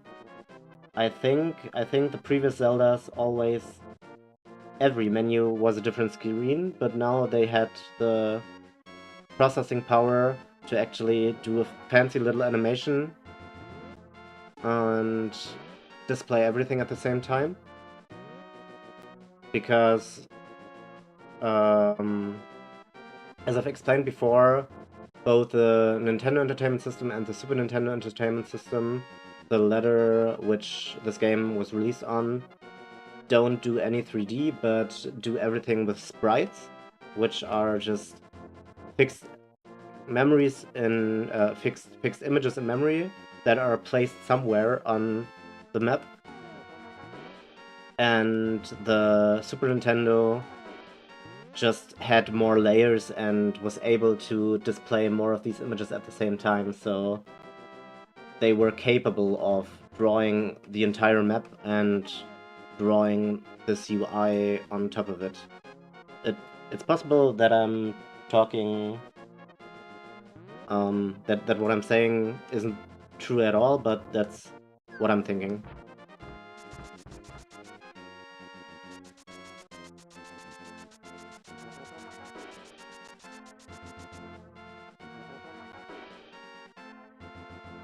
Also, if you look too closely, where the sword is pointing here, you can see that everything is still tile-based, and it doesn't fit perfectly everywhere. Like, they had this one texture here for this wall part with these little indents, and it just doesn't mesh well together in some places. Because having a tile that is a smooth transition between the two would have been another... would have taken up more memory, would have need to be saved as a different image.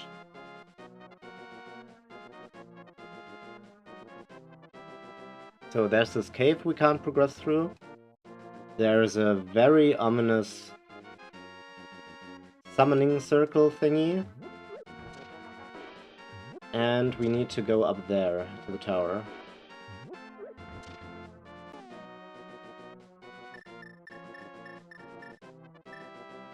Well, good thing that the man gave us this mirror that we're not allowed to use right now.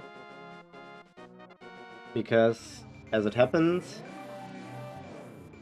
we are being teleported into the realm that used to be called the Golden Land, but currently definitely isn't the Golden Land.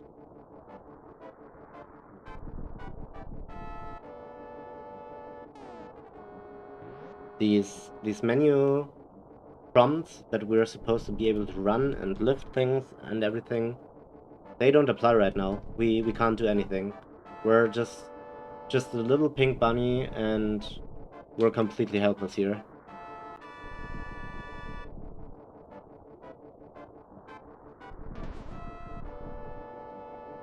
What do you want? Do you have something to say to me, silly rabbit? I came here to get the power of gold, but now I'm a freak and I can't go back to the real world. If I only had the moon pearl from the Tower of Hera, I could go back to my original shape. I've got good reason to be stressed out, so back off. Shoo, shoot! Oh? Who are you, Mr. Bunny? This world is like the real world, but evil has twisted it. The golden power is what changed your shape to reflect what is in your heart and mind. I am always changing my mind, so I turned into a ball. But if you have a ball called the Moon Pearl, you can keep your original shape here.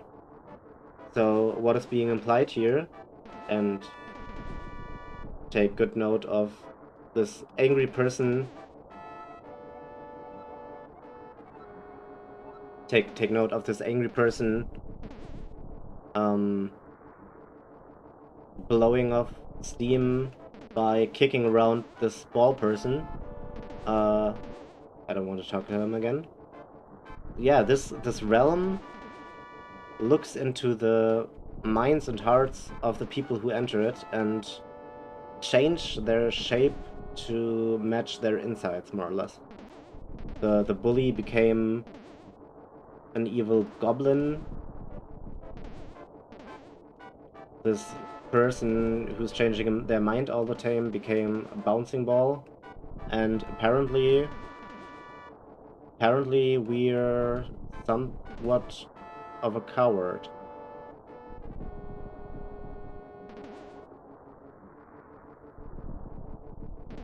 The bushes have turned into what looks to me like flowers.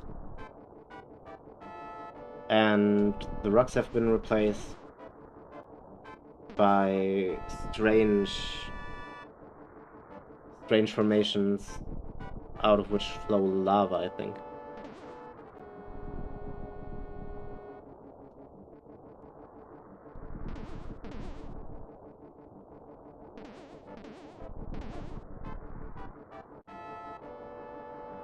Where there used to be a bridge, here there's nothing but some strange looking technology things.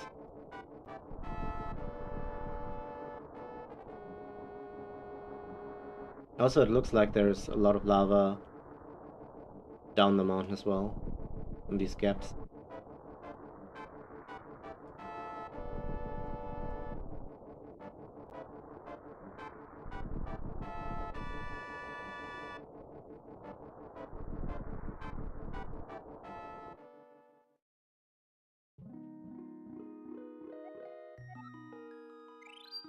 But apparently, at least fairies are still present in this twisted world. I'm not sure where we would have been supposed to be damaged here. But at least she's here to heal us.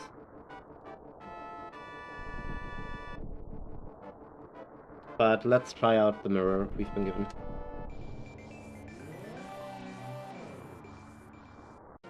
We look into the mirror and are teleported back to our world, and there's some strange sparkling residue where we teleport into this realm. And if we step back into it, we are able to teleport ourselves back. So it looks like the mirror more or less rips a hole from this realm to the other that stays open for us to go back through it.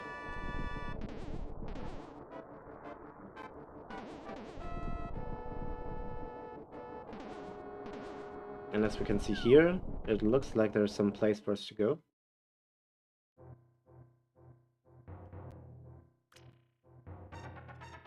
Weird little red things that perhaps are smiling at us? I'm not sure.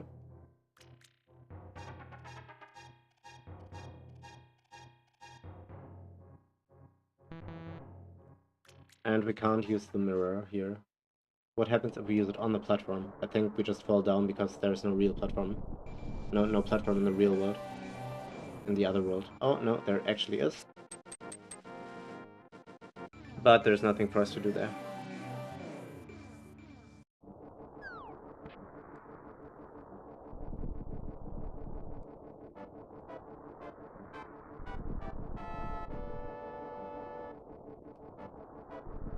So, what does the game want from us?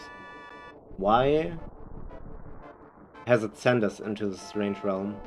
when the real world doesn't let us progress.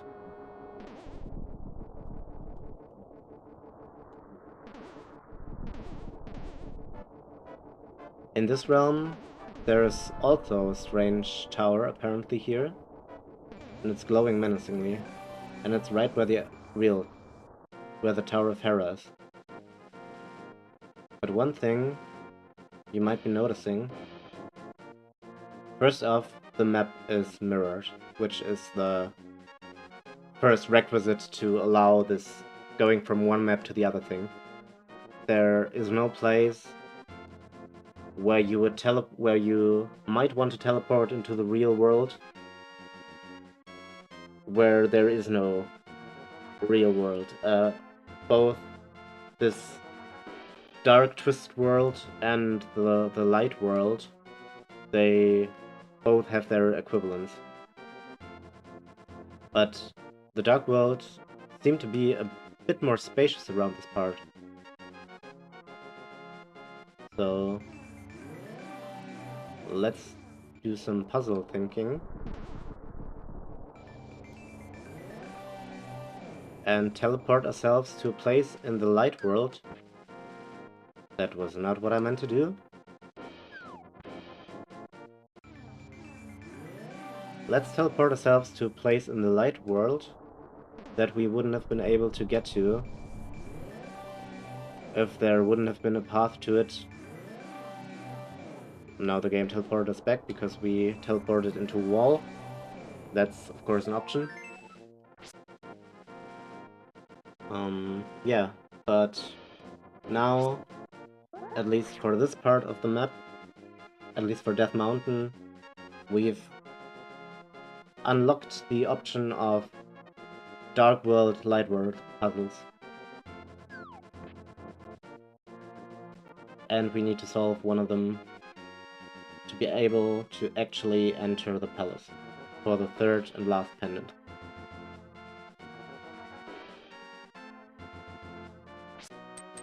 More of these things that we don't know how to break yet. And they completely prevent us from continuing this way.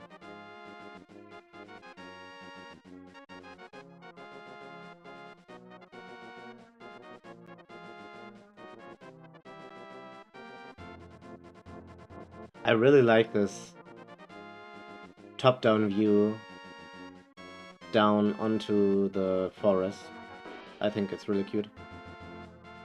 With the clouds and everything. Here, there's another stone. And I think we have just the right book for it. Hold up the Master Sword, and you will get the magic of ether.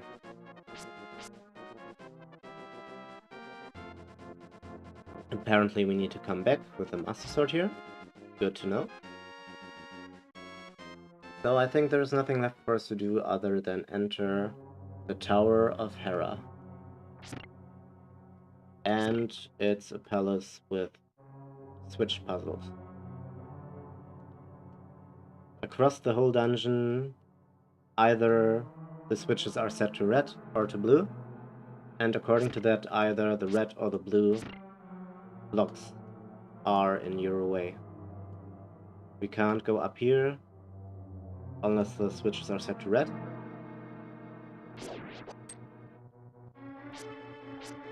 So let's do that. There's another very interestingly placed tile that allows us to talk to Zasrala again.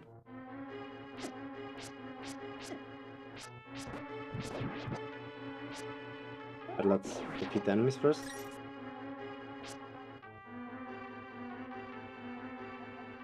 Link, it is I, Zasrala, the Elder. I have some advice. In the dungeons, you can gaze into the magic mirror to return to the entrance at any time. Do not forget this.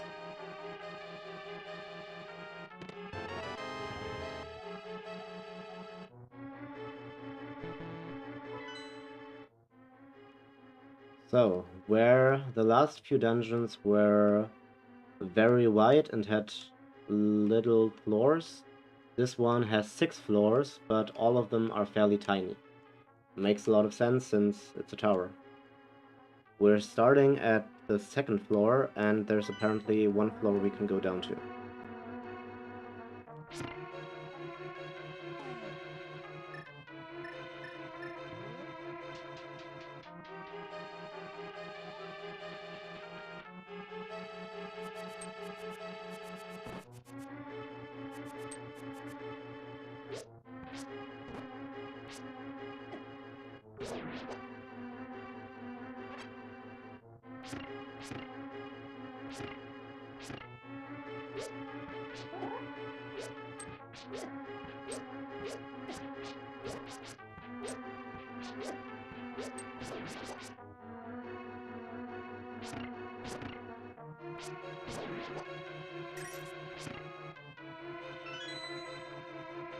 We got the key here.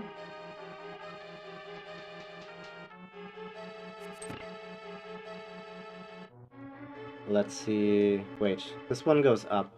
The other one went down. This one also likely goes... Oh no, it goes down. So yeah, let's go down before we go up, because there's only one floor below us. And this looks like another floor with spinny tiles, only this time we can't hide inside the door.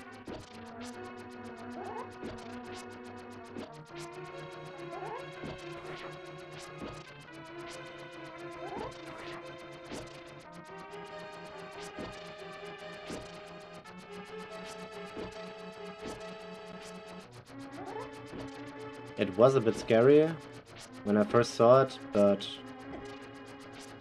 the more you see it and the more often you fight it, it just gets tedious after a while.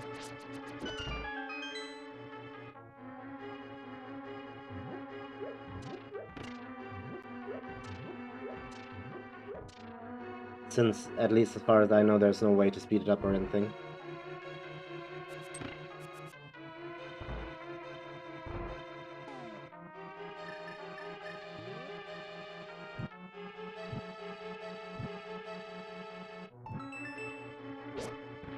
Simple torch puzzle, and apparently we already got the master key, the big key. It can open many locks that small keys cannot. Well, 2 to be precise. The one on the master chest and the one leading to the last enemy.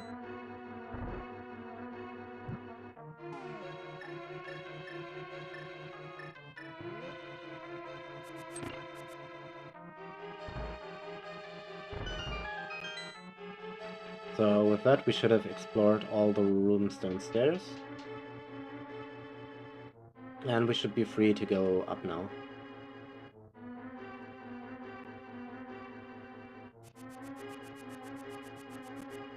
Now this is a bit annoying. We need to go back actually, because otherwise we can't cross.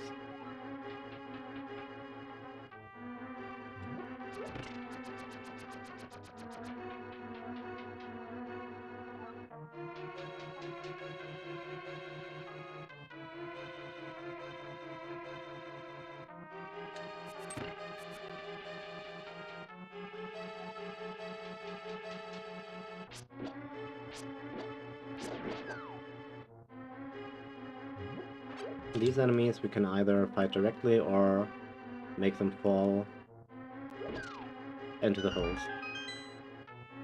Hitting them isn't very fun because they bounce you back by a lot.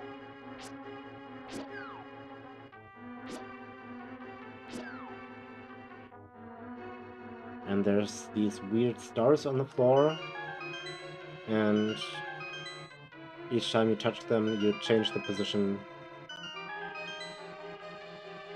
of these things on the floor. Actually, it seems like this time the tooltip was right and there might be several doors here. Only that this one doesn't directly lead to the boss enemy.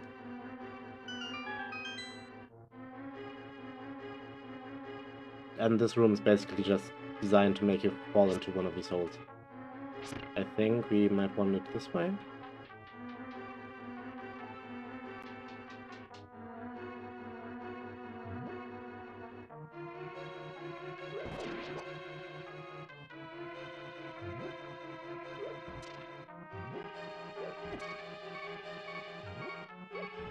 Once again, pots might be our strongest weapon, but only if we can hit them.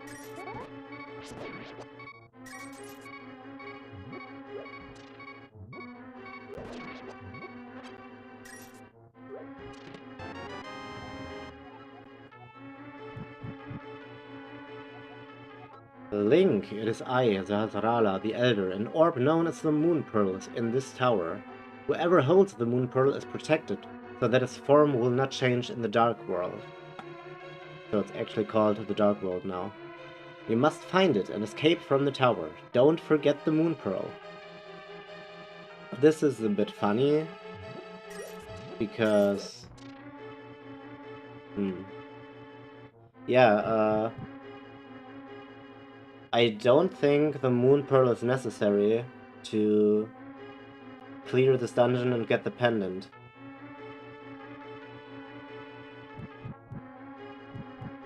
Like, we could just forget about the pearl and just get the pendant, get the Master Sword. I don't actually know at what point the game would stop you, if at any. I'm almost tempted to try it out, but the backtracking would be annoying.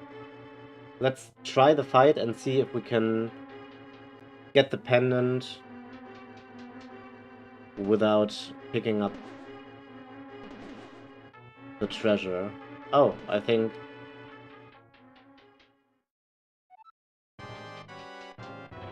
this is the boss already. This is also a very, very strange boss, because it's this arena with a spectator block around it. You have to drop down here into the arena, and this enemy doesn't deal you any damage, I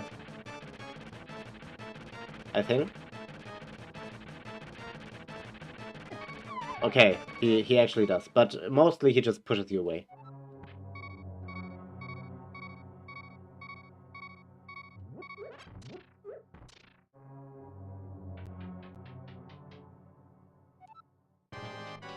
And I think you have to start the fight over completely from the beginning each time you meet him.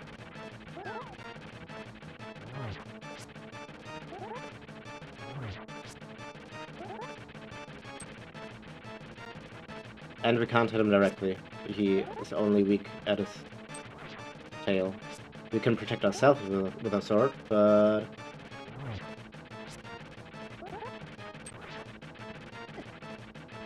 that was dangerous. We can protect ourselves with our sword, so we don't take any damage, but we're still being flung away. Let's try out some...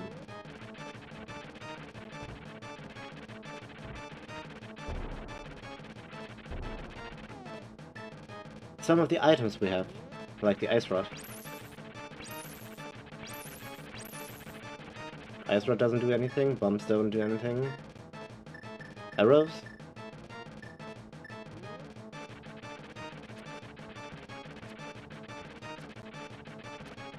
Hard to aim as well.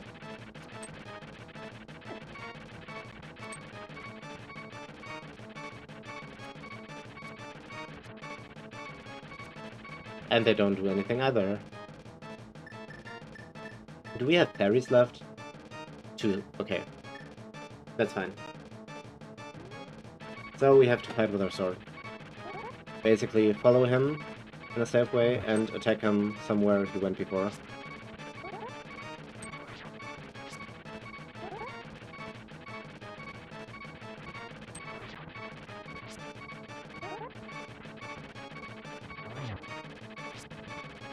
Only problem is he gets angrier the more damage we've made him.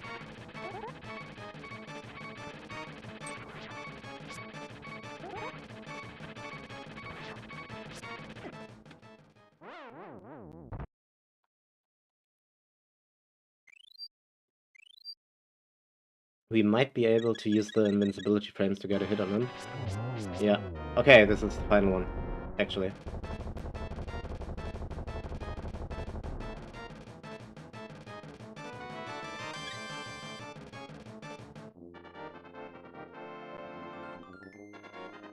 And it looks like the game doesn't really care. You won the Pendant of Wisdom. With this, you have collected all 3 pendants.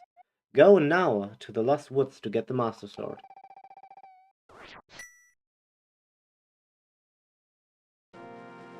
And it even kicks us out of the dungeon.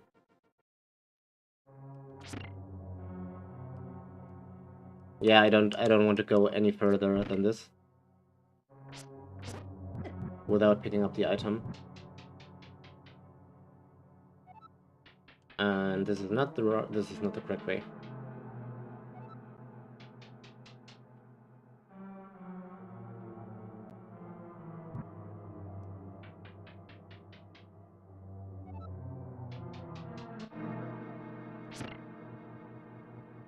Wait, what?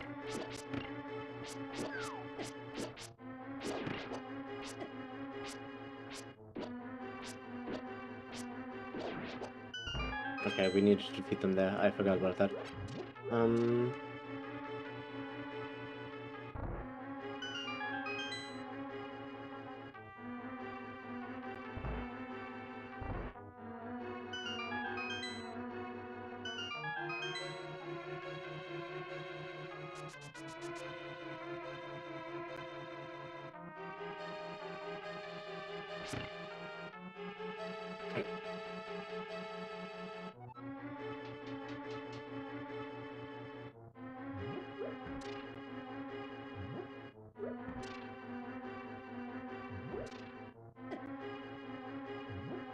So, we need to get to this chest over here.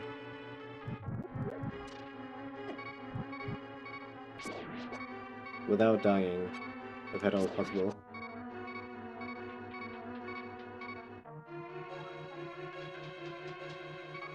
And I think the way for us to do that...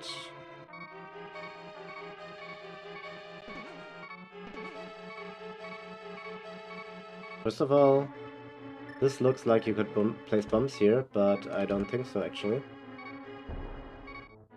Look at the game slowing down, because there's too much going on.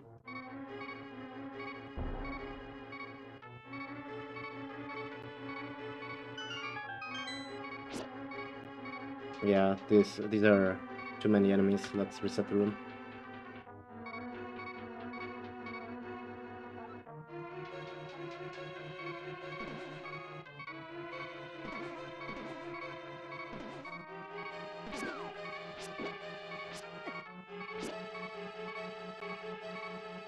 Do we have any fairies left? That was our last one, right?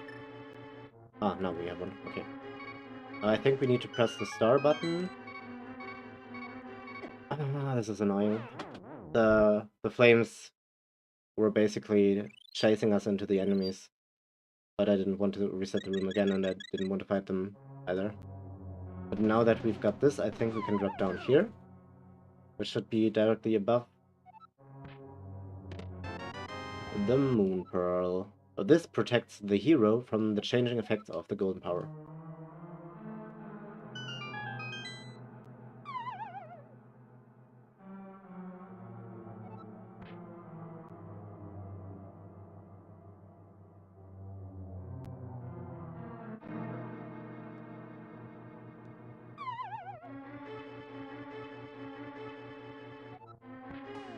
And I guess we can use the mirror now to just get out of here. We have all 3 pendants, so now we should be able to just pick up the Master Sword. Let's quick travel there.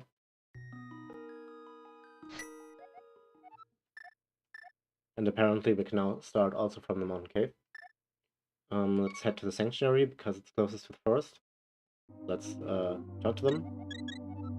Link, you are wonderful, as I thought you have the power of the hero inside you. Now you should get the Master Sword. I am confident that you can defeat the evil wizard. Once again, the reminder that random fortune teller told us that the Master Sword can't actually damage the body of the wizard.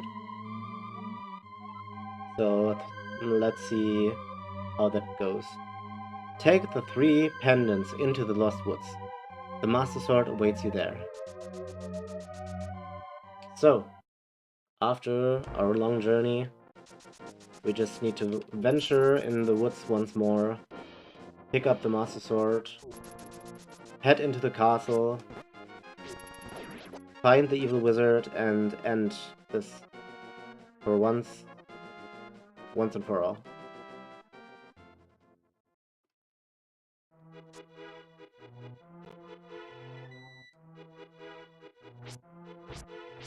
Apparently, there are also bandits living in these woods that are just robbing people.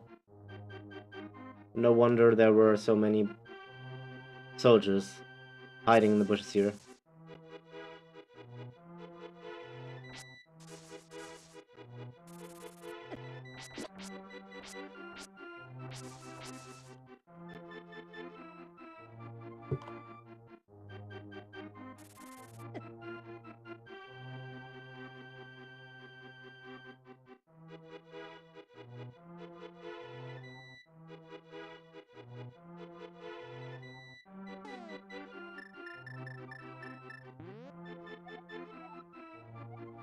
The hero's triumph on Cataclysm's eve wins 3 symbols of virtue.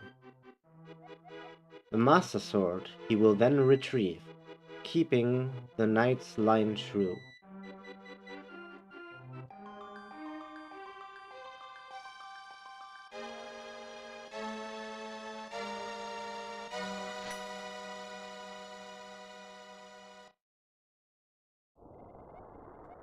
Suddenly, Zazarala contacts you telepathically. Link, it is extraordinary that you won the Master Sword that makes evil retreat. With this shining sword, I believe you can deflect the wizard's evil powers. He's not talking about actually damaging him either. The Elder is just talking about deflecting his powers. The destiny of this land is in your hands. Please, Link. But we've got no sword, and it makes a different sound when we swing it. And it looks different.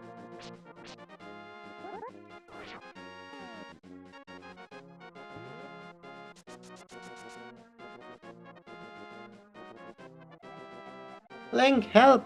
The soldiers are coming to Sanctuary! Aye! And apparently, Zelda is being taken.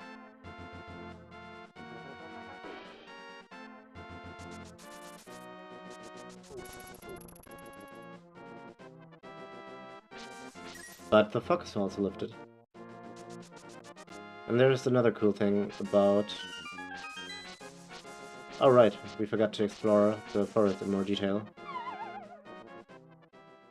There's another cool thing about the Master Sword, but we need a full set of hearts, like this. Because we have a new technique. We can throw lightning.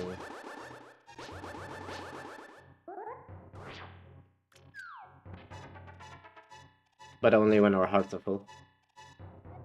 Hey kid, this is a secret hideout for a gang of thieves. Don't enter without permission.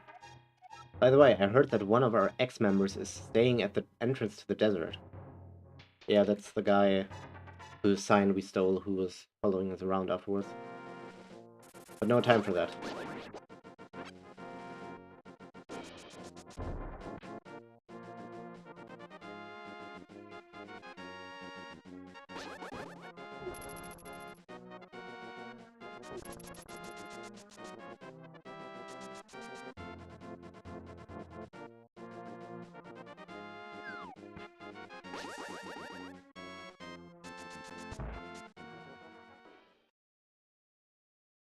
I don't think the doors were closed before. Oh, he's lying on the ground. Link, you're a second too late. I have failed. Zelda, the soldiers have abducted her. They've taken her to the castle. You must find her before the wizard works his magic, please. You are our only hope. And he perishes, apparently.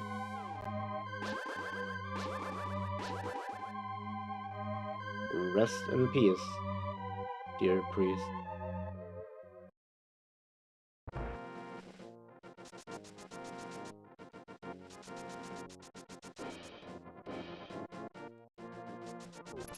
So apparently we still need to do the same thing we needed to do before, only now it's even more important because we also need to save the princess.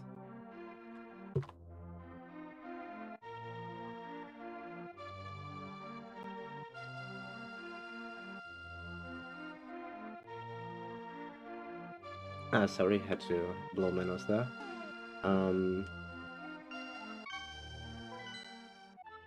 Yeah, a big death mark on the castle. And I think we might have just enough time to do that. As long as I don't run in the wrong directions. Let's take the quick way.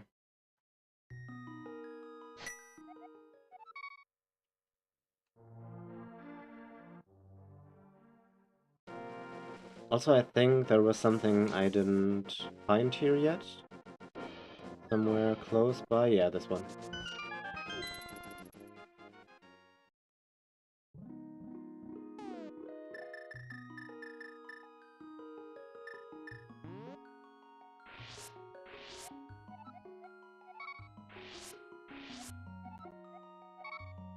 Let's restock and heal me. And now we should be ready to face the evil wizard Aghanim.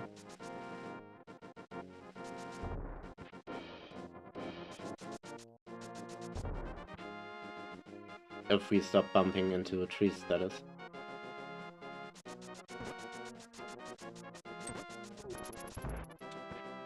As we've discovered before, we are completely free to enter the castle. And if you remember well, from the very beginning of the game, there was one spot where we weren't able to progress. And that is precisely where we need to go now. Because the Master Sword is able to deflect the evil wizard's magic that was stopping us and electrocuting us before here. And now we've entered the actual castle dungeon with some enemies that are a bit more difficult than the ones we fought before. This one took like 8 hits before he went down. Perhaps we should use the ice rod? Ice rod doesn't do anything. I don't think we can give him concussion either. Actually, we can.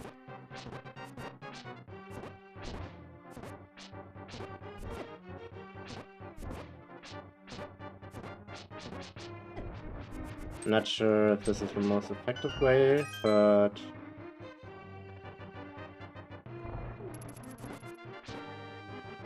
Ah, against these ones. It works at least. And it works well. I should have just done it to the other guy as well. Not sure why the chests spawned in here after we defeated them.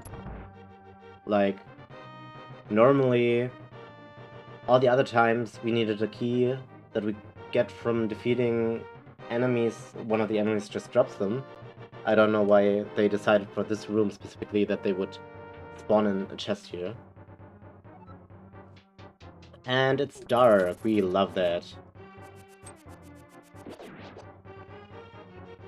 But there's only 2 enemies, and we can ignore the other one.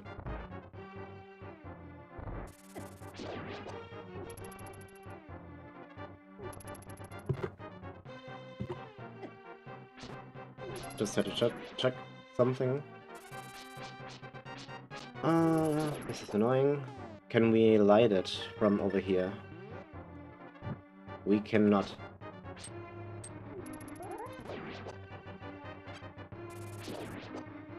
But we can light this one. And I think we need to go down and left. Yeah, there's the door at least. Now where's the key?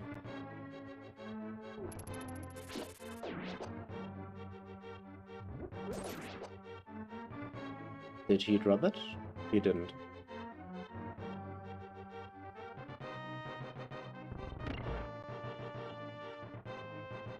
I'm not sure what pushing that block did.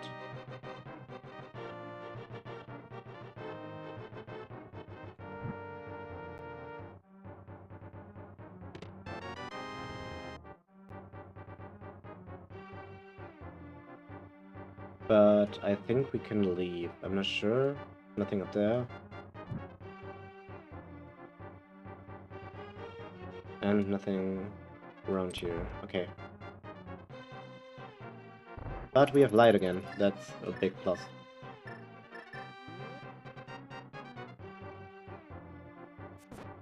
Let's just stun these dudes and keep going.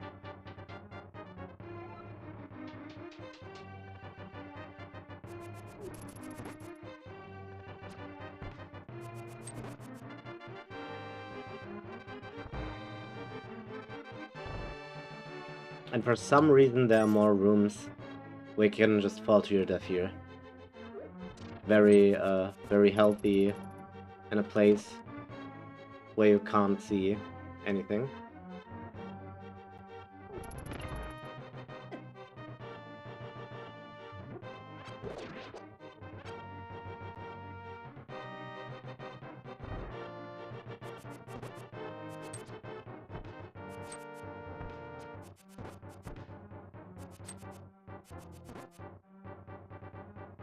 Okay, so we need a key.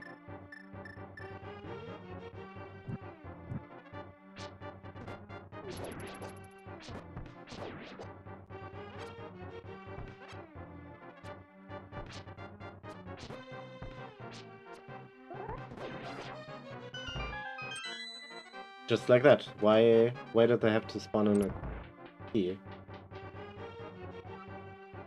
A chest last time.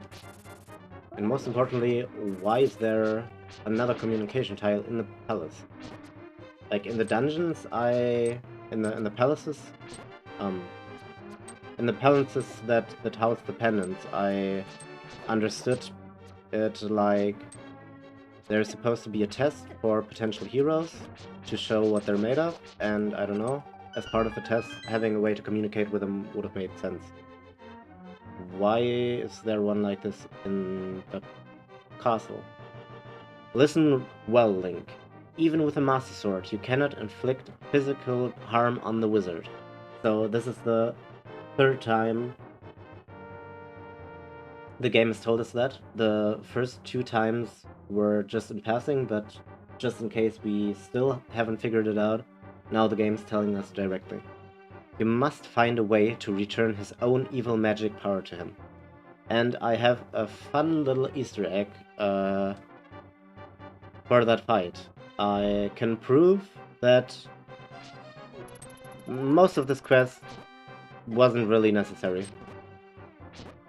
We don't need the Master Sword. We will defeat the evil wizard without the Master Sword.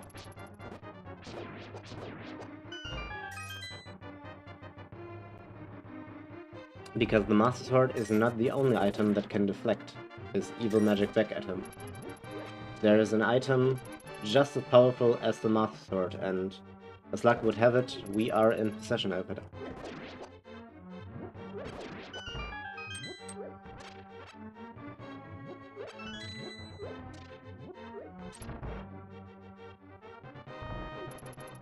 This room is annoying. Good thing it's not blocked.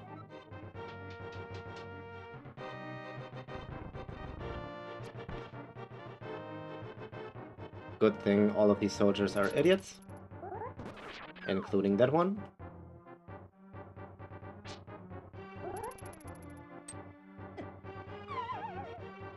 Well, I spoke too soon.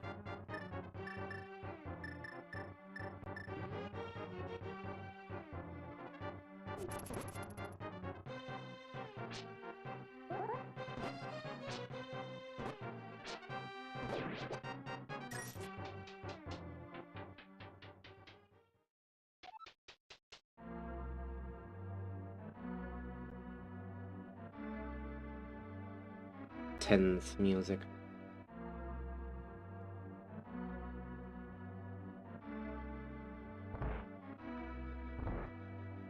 Oh no!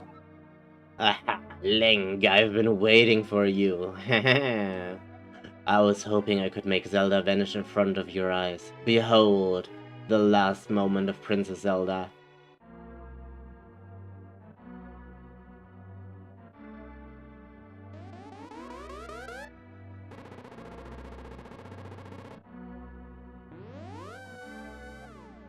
Oh, with this, the seal of the 7 wise men is at last broken. It is now only a matter of time before evil power covers this land. After all, the legendary hero cannot defeat us, the tribe of evil, when we are armed with the power of gold. Ho ho ho, now I must go. And as such, we are left here in this room alone, defeated, humiliated. Princess Zelda has been sacrificed. All of this was for nothing, apparently.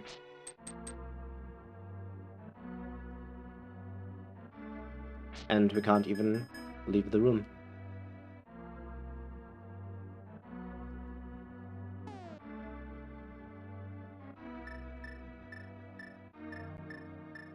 And I'm sad that I have to tell you the secret weapon with which we will defeat the wizard is not a chicken, because we cannot take a chicken with us. Magic bottles might be magic and might be enough to trap fairies, but no magic bottle has been made that's strong enough to keep chicken.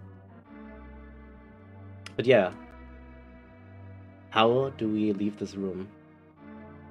As we've learned very early in the game, we can actually cut these. And the wizard has teleported upwards, but more or less exactly into this one. So this is where our fight against evil will happen.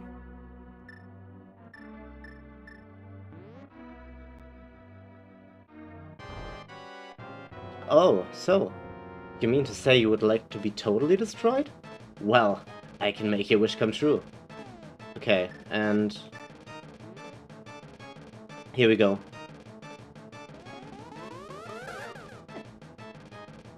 As soon as I find the right button.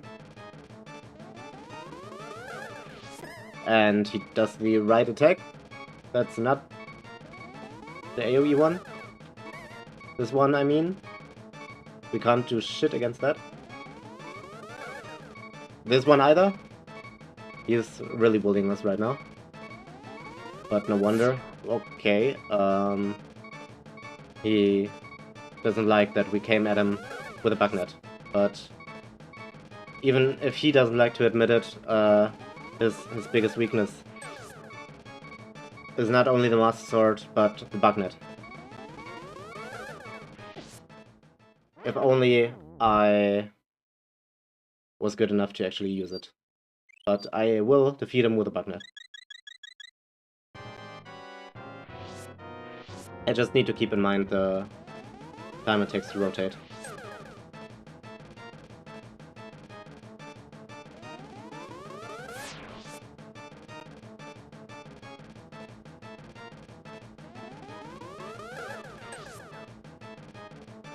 Eventually.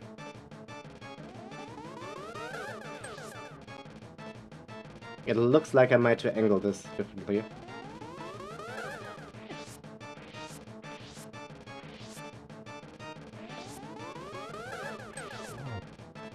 That's one down.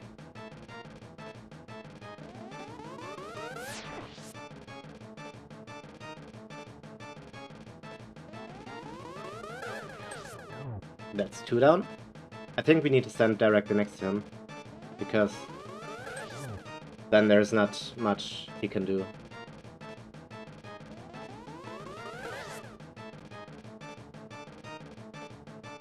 So why exactly were we going through all of these palaces when we could have just taken the bugnet from that one sleepy kid? Okay, maybe not.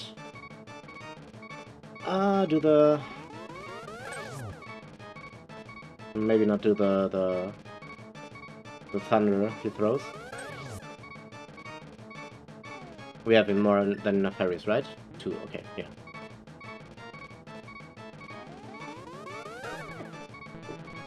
Oh, I switched to the bottle instead of the almighty invincible bucknet. And I pressed the button too early. This fight is embarrassing for the both of us. Honestly, I don't know how he can take himself seriously when I'm standing there swinging my bucknet at him.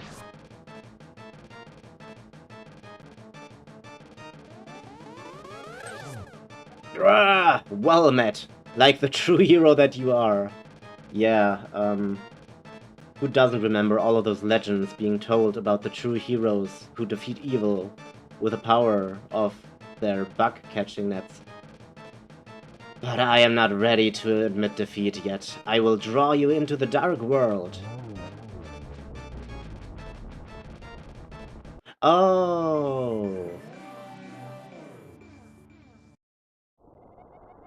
Link, it is I, Zazrala. I am communicating to you across the void. Through telepathy. The place where you now stand was the Golden Land, but evil power turned it into the Dark World. The wizard has broken the Wise Man's seal and opened a gate to link the worlds at Hyrule Castle. In order to save this half of the world, the Light World, you must win back the Golden Power. You must also rescue the 7 maidens who Aghanim sent to the Dark World. As members of the bloodline of the 7 wise men, they have power that will surely help you. The maidens are locked in hidden dungeons full of evil creatures and dangerous traps. The Palace of Darkness should be your first goal in this world. Link, I can rely on only you. Please, make this old man's wishes come true. I beg you.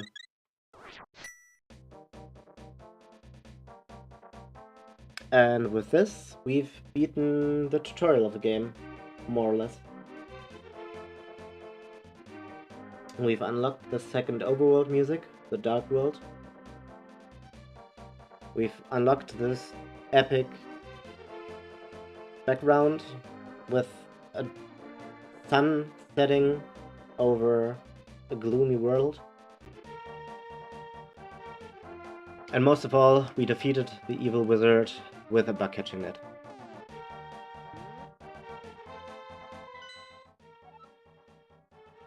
As you can see, an entirely new map has opened up. All of the light world has been mirrored into the dark world. And the thing I realized a few seconds, perhaps a minute ago, was there's no reason for the game to force you to take the pearl with you. Without the pearl, you can't fight in this world, you are helpless. But since the game forces you to take the mirror along with you, even if you end up here after defeating the wizard, you can just teleport back into the normal world as long as you have the mirror and can pick up the orb at any point you want. You cannot softlock yourself because the orb is only required for you to fight, for you to survive in this dark world. You don't need it, really. You can get it even after defeating Aghanim in this first fight. There would be no difference if you were teleported to this world as a bunny, so that's why the game doesn't have a reason to stop you.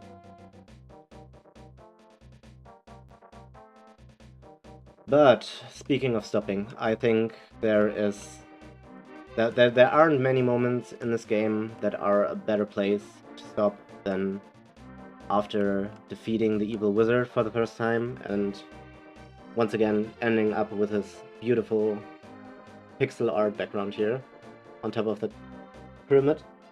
Perhaps defeated in a sense, in that we have to conquer 7 more dungeons in this hellish dark world, but we tasted victory in the same way, since we've fought him to a corner. Fought him to within an inch of his life where he had to send us here.